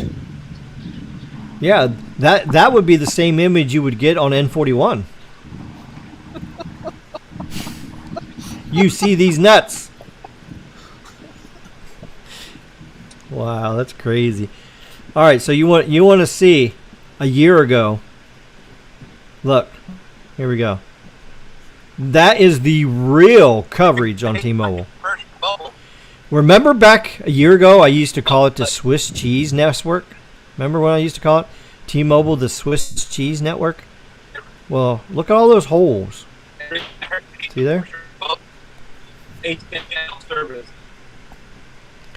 Okay, now we're going to switch to Verizon. I mean AT&T. Okay, watch. Oh. AT&T. That's AT&T. Now this was a year ago. Now you got to remember, AT&T has gained 2% more coverage on this map, because now AT&T is almost to 70%. This was back when it was 68%. Okay, so that is 68%. Okay, that's 68%. Now we go back to T-Mobile. Now that is 62% of the country. So that's 62% of the country covered. And then you go to Verizon. Verizon. Okay, now that is about 71%, because they just broke the 70% mark. And of course now they've added 1,000 sites. Verizon's added 1,000 sites in a year on top of all this. And most of it's all rural areas. So this is about 71%. Not quite. It was like 70.6 or 6%, something like that. So there you go. And then when you overlay all three together, watch this. And then AT&T LTE, T-Mobile LTE, Verizon LTE. And there you go. There's all three carriers overlap with each other. So there you go. Don't live in the West. Well, I mean, there's hardly anybody out there. So I mean, don't live in the but mountains. don't live in the Midwest with T-Mobile. I mean, watch what happens when you do this. Bye bye. Now watch this. Bye bye. There you go. So there you go.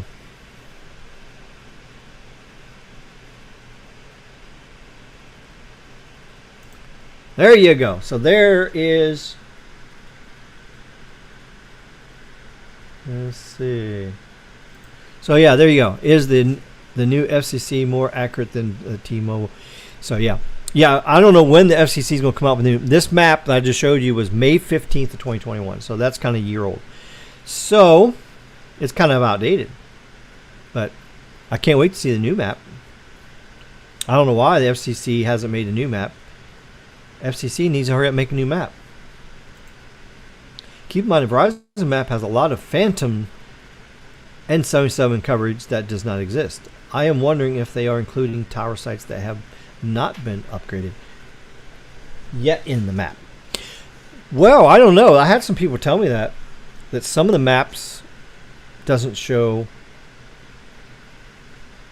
the N77, and then now the other part, I don't know.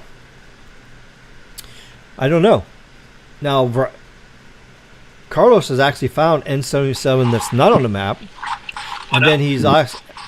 Didn't you say that you found N77 that was not on the map? Oh, yeah. And then you've also found no N77 when it was on the map. So if it's not on the map, then it could be more likely they're optimizing it. So they probably took it down and they're optimizing it, and then they'll put it back up. Don't trust the maps. But now there is, you gotta remember too, these propagation maps are computer generated by the power, the height of the antenna, the topography, and all that stuff. So there's going to be some random areas that shows that there's service there. They may not be there. So and with all coverage maps. It's like trying to plot all McDonald's around here and say where they Yeah, oh yeah, there's a tricky there and a tricky there, and there's a tricky over there. Oh, look, there's a big long nose over there. Yeah. Is Band 66 part of Verizon nationwide 5G? Sometimes my phone says LTE Plus or 5G on Band 66. Well, I know you can't go in the service mode. That's a bad thing about it. You can't go into service mode unless you're running dual SIM, eSIM. Like with me, I'm connected to Verizon or AT&T. I'm an eSIM. No, I can go in there and I can look at it. There's a patch that you download. It's on Reddit, and you can unlock that so you can do it on the Verizon firmware. Right, yeah, you can do that too, yeah. But I don't think Verizon has any N66 anywhere in the United States. And you want to do that because another reason you want to do that is you could turn off the thermal throttling so it doesn't shut off ultra wideband when it's thermal throttle. Yep. That's true. Menu. Yep. So nationwide 5G is 90% right now N5, which is 850 megahertz. So it's 850 megahertz. N5 is what 90% of it is. Nationwide 5G. It's fake 5G. It's not even real. It's fake 5G. There is some isolated pockets that has N2 for the nationwide 5G. It's fake 5G too. You gotta remember, this old LTE stuff converted over to NR is not really, you're not gaining anything. You're just getting an icon only. You're not gaining anything. But eventually, everything will be. Band 2 and 66 will be converted over. Now, I don't think Verizon's going to convert Band 13 over to N13. I don't think they have any plans. I think they're going to just leave it as a LTE band until it dies. Because Verizon, they don't need it. If they densify everything just right, the N2, N66, and the N77 will be just fine for standalone 5G. It will work beautiful. I have faith in the Verizon engineers. What do you think, Caleb? Oh, yeah. I used to be one. Yeah, you used to be one, so you got faith in them. Hello, Wesley. Hey, Ricky, good to see you live again. Well, yeah, got my computer fixed. Well, my new computer, I should say. Thank you, Carlos. Carlos built this computer for me. So I sent him the cash, and he went shopping.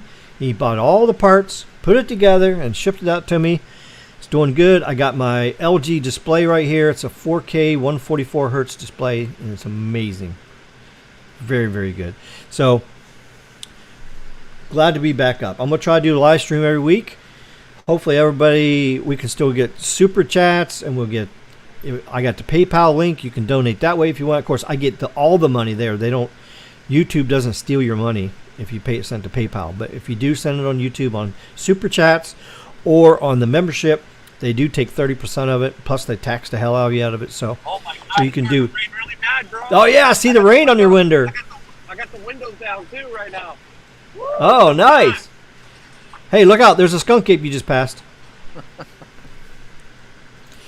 All right, Joe says, "Hey, how does Omaha look for N77? Is it just millimeter wave? Yeah, just in those isolated areas, it's just there. But yeah, Omaha, Nebraska. Yeah, the only place that has anything is Omaha, Nebraska. Yep, that's all. Omaha, Nebraska. There you go, buddy. It's just millimeter wave. Now across the river, you got one site. Looks like here. I think that looks like one N77 site. So it looks like Omaha is going to get N77 very soon.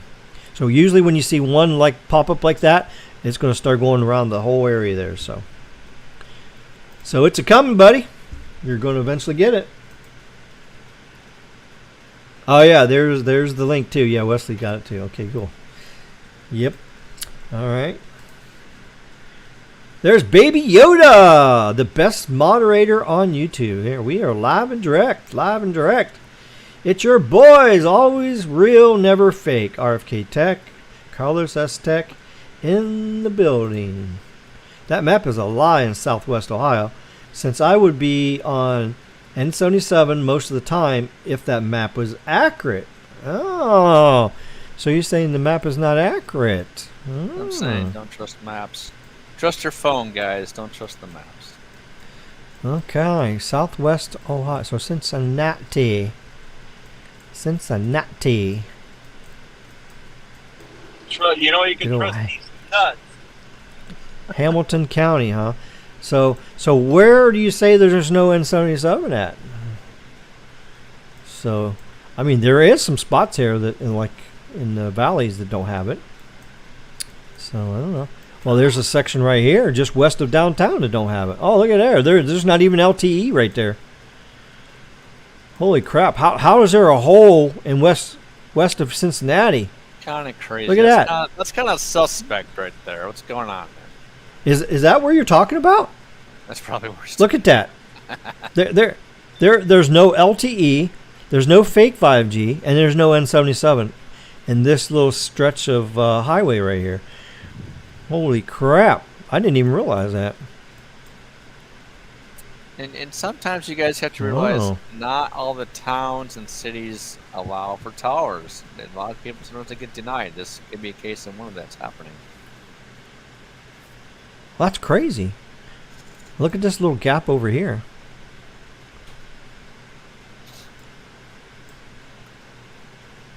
There's not even LTE right here? What? So, I don't know where you're talking about there, but you know.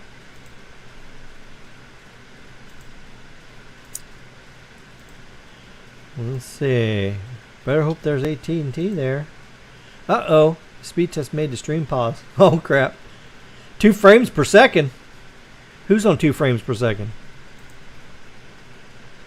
Is color speed due to signal congestion? Well, he's out in the boonies. And now you got rain interfering with your signal. Have a satellite phone on the West rain makes Coast. it better. The rain makes the signal better. Helps it What? bounce. You know that, right? Water. And like water reflects. Well, the only way that's true is if the rain is over to your left, the cell phone tower is over to your right, and you're between the cell phone tower and the rain. Yeah, it can bounce it back to you. But if the rain is all around you, between the tower, it actually is going to Gonna mess it up. mess the signal up a little bit. It's worse on the higher frequencies. The microwave frequencies gets Microwave bounced frequency is more. bad. Yeah. It's bad. Yeah, it's real bad. But low Bad. band, Bad news bears. the low band and the crazy, huh? yeah, that lightning is crazy. It reminds you of over there in Florida, huh? Oh yeah, that looks like our lightning. Yeah, we're lightning capital of the world down here. Well, a couple days ago, you should have seen that lightning. I mean, I was working. It was like 4:30. I was almost out there at 5 o'clock, and that thunderstorm popped up. Man, it struck a boat out there in the ocean. It hit the mast. It was like bloop. It was like a quarter of a mile from me. When the concussion from the thunderclap, when it came over there, I could feel it in my chest. It just felt like somebody come up and just smacked me in the chest. That's how much the concussion was. It was crazy. Hello there, Michael. Eva. Hello, Bozo. Hey, Bozos. Yeah, nice to see you. Is it possible to get Los Mobile plan still? I noticed the website's down. I think Los Mobile is only by special invitation only, right? Well, Yeah. Lake Mead's getting rain? Hell no, I ain't dreaming. Yeah, it's not gonna. That little bit of rain they get may raise it up a tenth of an inch. That's nothing. yeah, but then it's gonna go back down with a deficit. Yeah. Sucks, man. In order to fill Lake Mead up, it would have to rain 3 inches an hour for the next 365 days. Right? Is that about right? And it More. still probably wouldn't fill it up. 3 years. 3 years. Like 3 Yeah, at least Yeah, 4. so think about that. 3 inches an hour for 3 years, and it might fill it up. Show some love. Hit that like button. Consider subscribing if you're new here. Yeah, we want to get those subscribers up because we get up there a little bit higher. We're going to do a giveaway. So next Wednesday, we get some subscribers. We're going to do a giveaway next Wednesday night there's a on our lake next in live Texas. stream.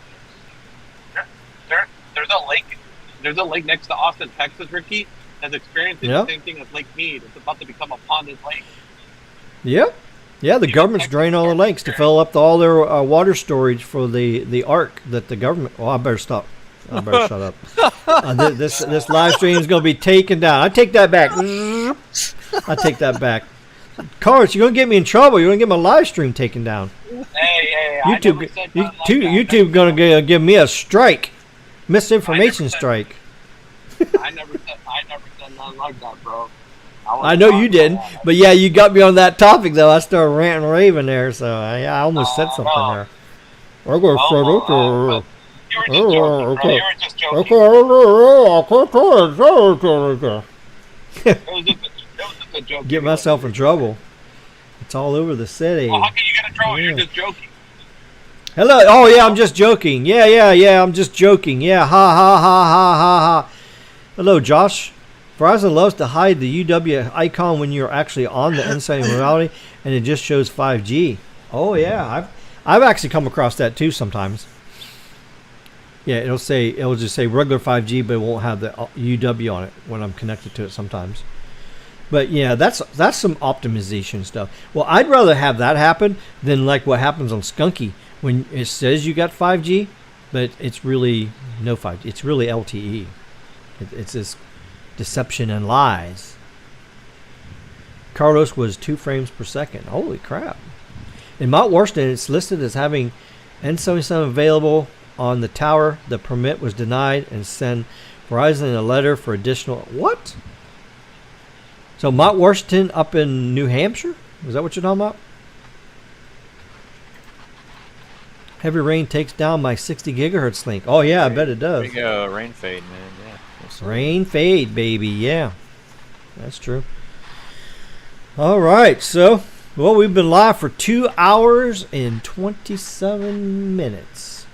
So, yep. So please, everybody, if you can just share on social media, share my channel, so we can get some more subscribers up, get some more views, get some more likes. I'm at $90 right now, so the more people that watch my videos, the more chance that I can make some more revenue on ads, since I'm monetized now, since I'm at $90. So when I get $100, YouTube will actually send me some money. So, and see, it's actually more than that, because if I'm getting 90, if you add 30% to that, so I've probably actually made like 150. So, but YouTube's going to rob me. They're going to take their share.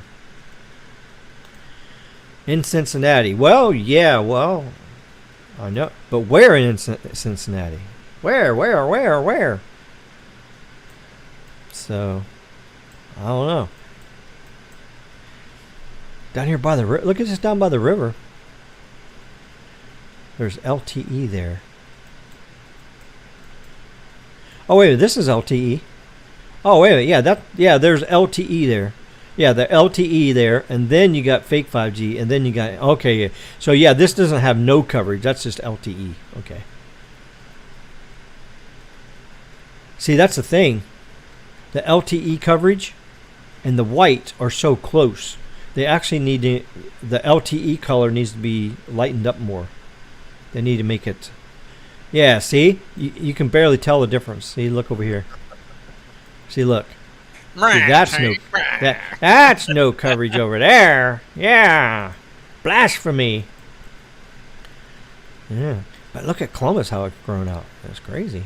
Oh, yeah. Yeah, Columbus. Look up I there do not in Sneeds miss area. Columbus. Look up there in Cleveland. Yeah. Man, they're really... Look, they're just pounding it over here. Look at that. Oh, yeah. Yeah, and see how it does when, like, the tower's right here. See how it's splattering? See these little rays going out? Those are just little beams of the... Because you got to remember, this is multiple user massive MIMO. So it's got beamforming. So when it does the property, if there's line of sight right here through this line, like there's no trees right here, the signal can go through all the way through here because there's no trees. But the reason the signal don't go through here is because there's some trees right here, or there's a building right here. So if there's trees or buildings or a hill, a little tiny hill, like right here, see how you got N77 coming through here? Then all of a sudden it just stops. I bet you if you zoom in here and then you look on Google Maps, I bet you'll find that there's a house here, a house here, and a house here, or there's like a bunch of trees here. But see how the signal goes through there? That's because his line of sight is going through. And look how far this goes. Some of these line of sight spikes goes out. Look at that. It's clear down here. You know what Many I love miles. to do?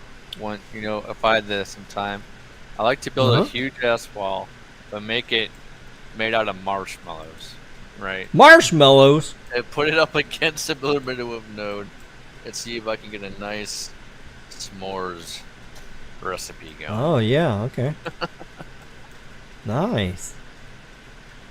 And Oh, look at this airport. There's N77 in this airport. Well, there's a lot of millimeter wave too. Huh? Oh, damn, they got a Trick Ronald over here. Oh, snap. Oh, snap. Don't get fondled by the hamburger over there. Don't go to Oh, that my. Easy. Easy, Fido. Oh, shit. Alright, so instance now. Okay. Skunky could not blow a fart in a rainstorm. It would be crazy. Expect a strong signal from them. Yep. Oh, look! He's a drug addict now? Oh, shit. Look at there. It says drug addict. Oh, my. Pinocchio loves McDonald's? Oh, shit. Mount Washington, as in New Hampshire. Okay. I get N41 on my Verizon line. I bet you do there, buddy. Yeah. It's annoying that you have to download a Chrome extension to separate millimeter wave. Verizon Map could use a lot of improvements. Yeah. I don't know what the reason was for taking the millimeter wave out. That's just crazy. That's nuts. Well, I mean, you can't bitch too much at Verizon. You know why? Where is the N77 maps for AT&T? Yeah. Randall That's Stevenson right, Big has Blue. them all. Yeah, we even asked Moose. He's not giving him up. We even asked Moose to say when we get in our N77 maps, and you know what Moose says? I don't know, bro. I don't know, bro. That's what he said. Randall's got all the maps, every single one. I love chicken McNuggets. Oh, yuck. Caramel frappy. Yuck. Yuck.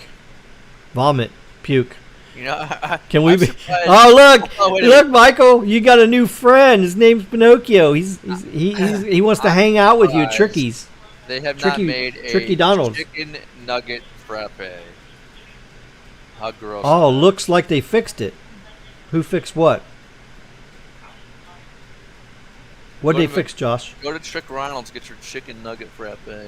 Get your chicken nugget on. Nasty. Uh-oh. I didn't understand. My watch just said to me, I didn't understand that. Well, that's because you're dumb.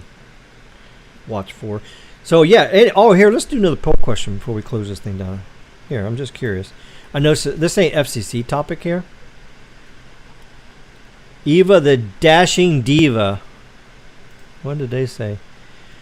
Oh, they said, hey, bozos, and you banned them. Oh. I thought that was a troll. I thought that. I guess it was. Eva the Dashing Diva. Oh, that's funny. All right, let me make this poll. I know this ain't FCC related, but it's gonna be good. Let's see. Oh crap! What was I gonna say?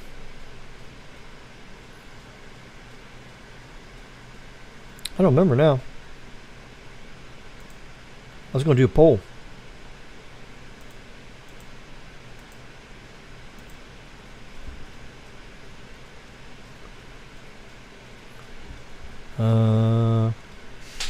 Well, I just drew a blank. I guess I'm getting too old. No, no worries, bro. We're already like 2.5 hours in, so. I was going to do another poll question, but. Yeah, it's 2 hours 34 minutes. We got 18 people only here left, so yeah, we'll save it for next week. Let's see. I believe it was the select airports, the extension, the millimeter, all Verizon. Yeah, it's still, they don't have it. You have to have this. If you go scroll up here in the chat, you can see the right here. You go up there to that. If you copy that link, and you install it in your Chrome browser, it'll bring up your millimeter wave coverage. That's right. Yep. I believe it was the select airports, the extension. All right, so any last minute comments there, Mr. Zero Cool? What do you think? Do you think we covered the FCC pretty good? I think we did. I don't think I forgot anything. Nobody else posted anything. I mean, the number one thing that makes me mad is them calling 3.7 N77 and calling 3.4 N77 when you have band 48 right in the middle of it. Makes me mad. C-band. Yeah, if I hear C-band one more time, I think I'm gonna vomit. Bro, I'm tired of it too, bro. It's so stupid, bro. Like, I'm sick of it. It's like, say N77. N77. You're the one that got me all anal about it, bro. Like, geez, man. I never really care. I know. Yeah, I'm just sick of it because if you think about it, N77, I mean S-band, which is what everybody's calling C-band, 2 to 4 gigahertz. So you know what 5.8 gigahertz Wi-Fi is in? What? It's in C-band.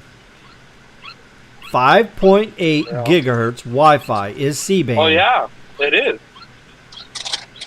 Yeah, 5.8 gigahertz is in C-band, and so is 6 gigahertz. 6 gigahertz is in C-band. It is. So what? Okay, so here let's play the question here. Okay, so what is band? What band is 66 in? I mean the actual frequency. L band. It's an L band. That's right. No, it's not L band. It's S band. S. Oh. L band is up to 2 gigahertz. Yeah, L band is. So basically, band 2 is L band. Low band is an L band. 850 megahertz is L band. 2 gigahertz is where you start getting into S band. So basically, band 66 is L band. With the uplink, is in L band because the uplink is 1700. It's 1.7 gigahertz. That's an L band. So the uplink is in L band. The downlink is in S band. And 2.1, yeah. Yep, because 2.1 is technically S band. So when people say C band is great here, you know what I'm saying? Which C band? So if we are going to eliminate the letter S and replace it by a C, even if that is true, when you say C band, okay, which C band are you talking about? Are you talking about band 66? Are you talking about band 48? Are you talking about N77? Are you talking about 5.8 gigahertz Wi-Fi? Or are you talking about band 30? Because what's band 30? 2.3 gigahertz. It's in S band. Yep. I think the whole moniker of C-band, they're just trying to cut with this statement. They're just trying to cover the whole 3 gigahertz range. That's all they're trying to freaking But do. see, that's even a lie. That's not even proper. It's stupid. I know, but that's what. When you say C-band, you're talking from 4 to 8 gigahertz. And even if you do relabel S-band as C-band, then you're talking about 2 gigahertz to 4 gigahertz. It's just a marketing thing. It's like calling, So what are we going to start doing? We're going to start calling band 2 L band. I'm kind of curious what they're going to call 12 gigahertz. So. Well, there's actually nuts band. It should just be KU. Well, that's going to be around the KU band. Actually, it's going to be. Yeah. Now, are they going to call it the KU band? Or are they going to call it the Zard Nuts band? Oh, they just might. I never thought about that. They're going to call it the Randall Stevenson band. That's what I would do. That's what I would do. Yeah. Tricking with the Ronalds, bro. Tricking with the Ronalds. That's Right. Think about it. 500 megahertz of that. You can do 100 megahertz channels for carrier aggregation, right? Mm-hmm. Just think about what that can do for you. All right, here you go. Blow yourself. Let's talk about this. Let's show the FCC how dumb they are. Okay? There it is. 1 to 2 gigahertz is L band. 2 to 4 gigahertz is S band. 4 to 8 gigahertz is C band. And actually, 8 to 12 gigahertz is X band. You know what X band radar is for the cops? X band radar for the cops is 10.525 megahertz. Gigahertz, yeah, 10.525 gigahertz. And then we go from 12. Then we go from 12 to 18 gigahertz is KU band. And then K band is 18 to 27 gigahertz. So what is K band radar for police? You remember what it is, Carlos? 24. 24 gigahertz, yes. And then you go 27 to 40 gigahertz is KA band. And you got 3 police radars bands in KA band. What's the 3? What's the 3? 33 gigahertz MPH, 34 right. gigahertz soccer, and right. Then, 35 gigahertz. Right, for custom indicator. I had some gigahertz as well, yeah. And then you got 40 to 75 gigahertz is V band, the Victor band. So what's going to happen when we start getting auctions up there for that band? So everybody's going to say V band. Oh, did you say C band? No, I said V band. V and C, V and C, V and C, V and C. They sound exactly the same.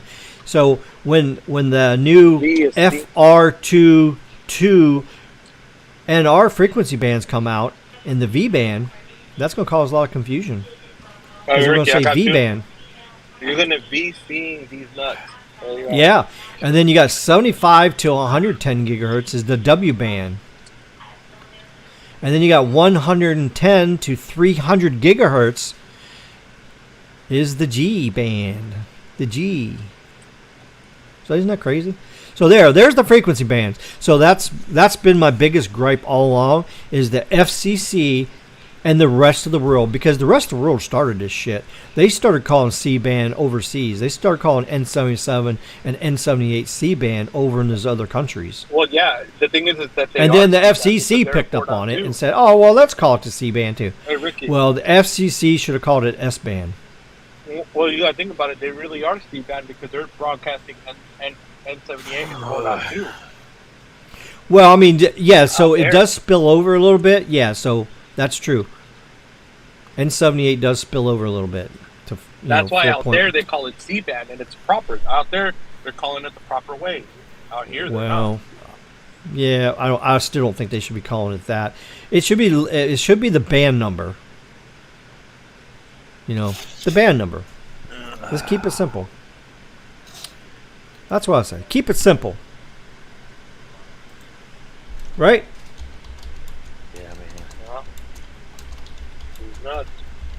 Because the band numbers actually tell you what it is.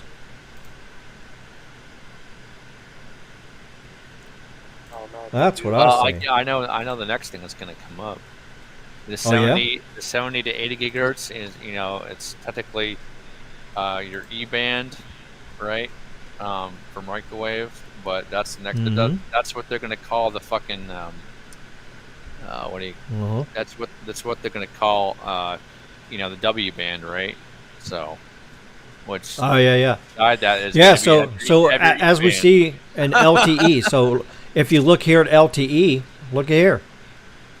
They got 410 megahertz that they got cellular on in a couple other countries.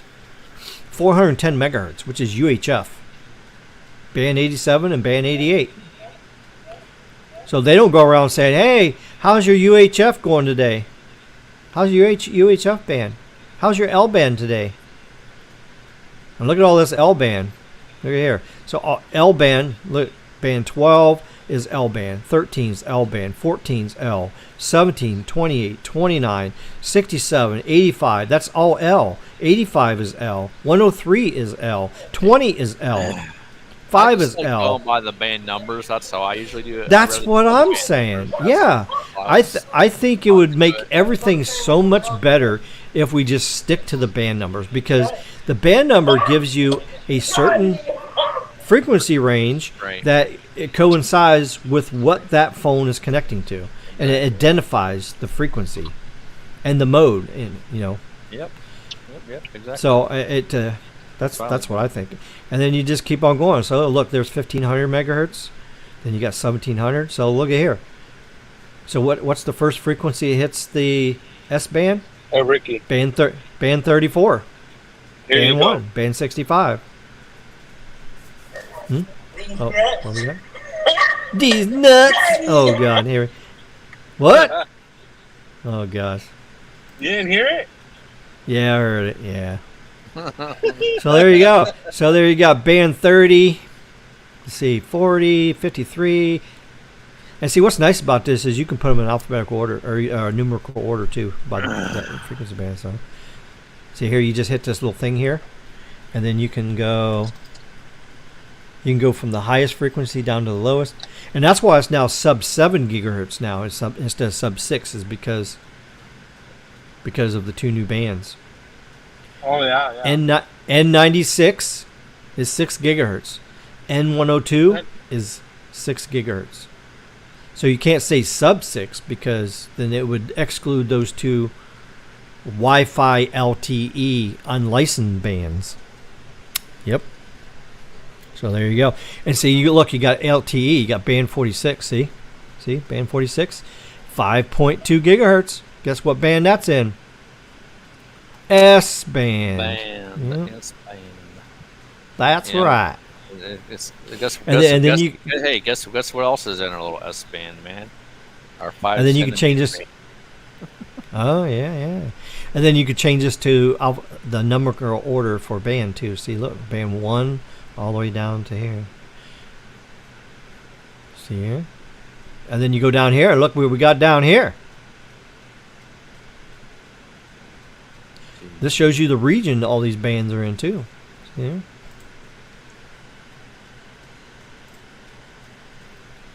See, that tells you what country it is. So you say, okay, band 20, where's it at? Oh, it's in Guadeloupe, Martinique, and Haiti. Band 28, it's in Cuba, Dominican Republic, Trinidad, and Tobago. So the IEEE is the one that did the original band designation. It's the FCC that has renamed it, just for clarification. And then look, we click on, now we're going to go over to 5G frequency bands. Oh, look at this shit here. Look at this. Okay, now let's do this in frequency order here. Okay, here we go. Look at there. There's all your N numbers there. See? N96. See right here? N96. 6 gigahertz. Unlicensed. N102. N104. Look, there's an N104 now. Look, 6.7 gigahertz. That's part of the N96 and N102 and N104 kind of like together, but that's what these U's means. All these U's mean unlicensed. Yep. Unlicensed frequency pairs. So you got 5. See, there's N46, 52, 5.2.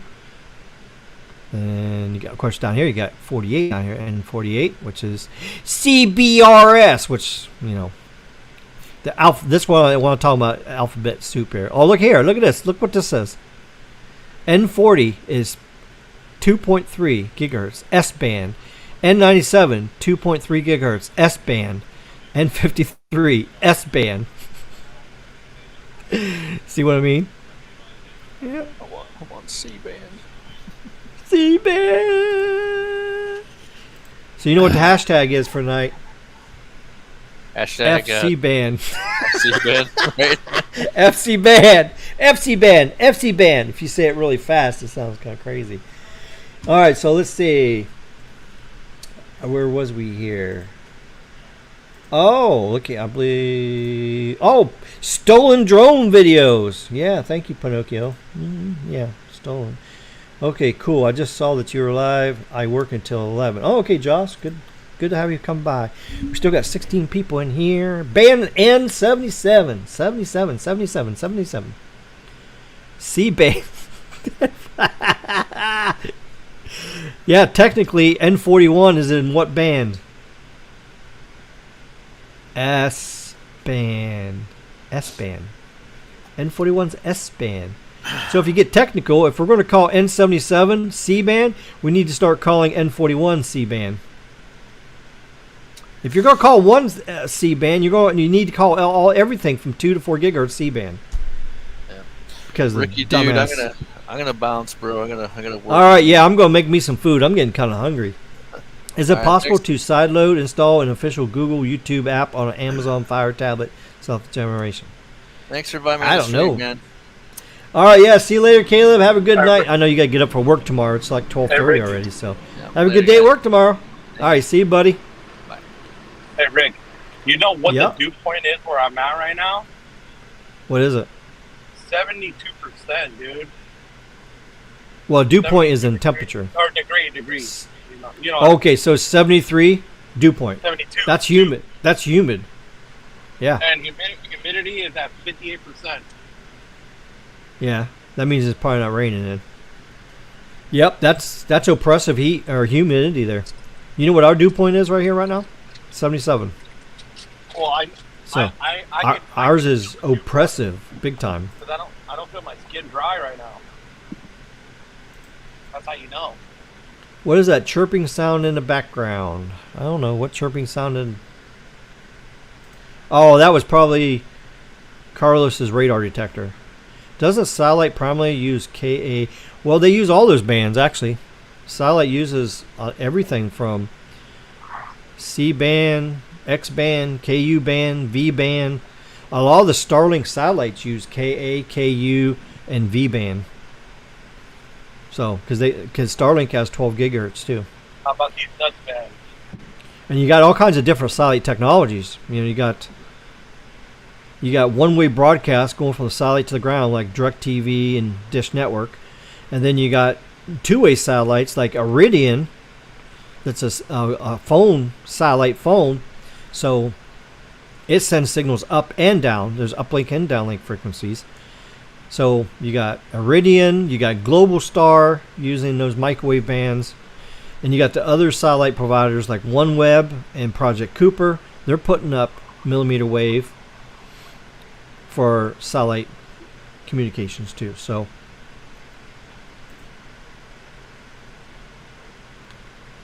that's great. KU bands are spoken for that. It's DVS satellite, DirecTV. Yep. There you go. Skunky can suck nuts. That's a good one there. That's a good one. FC band. There you go. There's my hero right there. All right. C-band is the C-band side bands that FC sold to cellular carriers. Yeah. Well, it was only the uplink. So what happened was in 3.7 to 4. So you got 300 megahertz of bandwidth there. Like 280 megahertz of bandwidth. You had maybe a few channels in there. It was like hit and miss.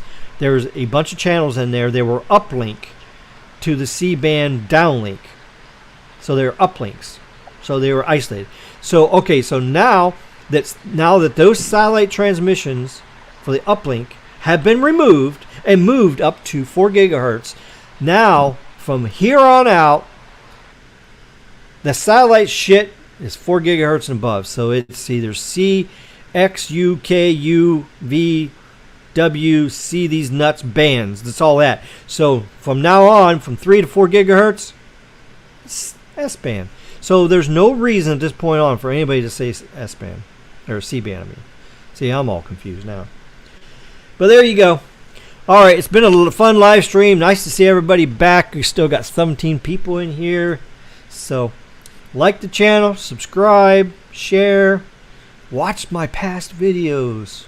Pretty. When you get bored, just pick one of my, even if you're really not going to pay attention to it, just, if everybody does this, they just click on one of my past live streams, just let it play in the background while they're doing other shit. They don't even have to listen to me yak, They don't have to watch it. Just let it run in the background and just let it run through, because that helps with my watch time, and it also helps with my ad revenue. So it actually supports my channel, so that YouTube can actually pay me back for my gas for doing drone videos, for my StreamYard, my Speedify, my $2,600 new computer. So it kind of helps with all that stuff.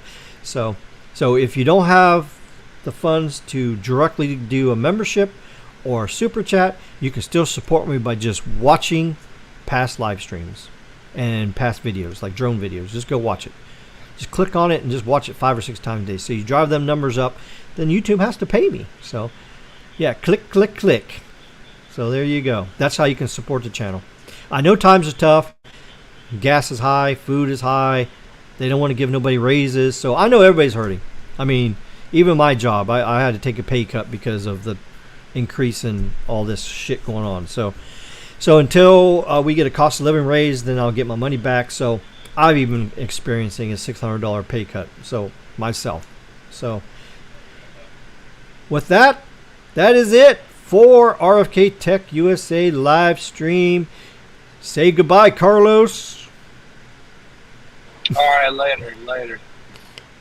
Yep, thanks for coming on. Thanks for joining us, and we'll see you. Make sure everybody subscribes to Carlos' channel. Go check him out. I think everybody here is already on Carlos' channel every night too, so he's already a part of all that good stuff. So there you go. Another live stream. We'll see you next week at 9:30 on Wednesday. We'll pick another topic. If you got a topic in mind, just put it in the comments of this video.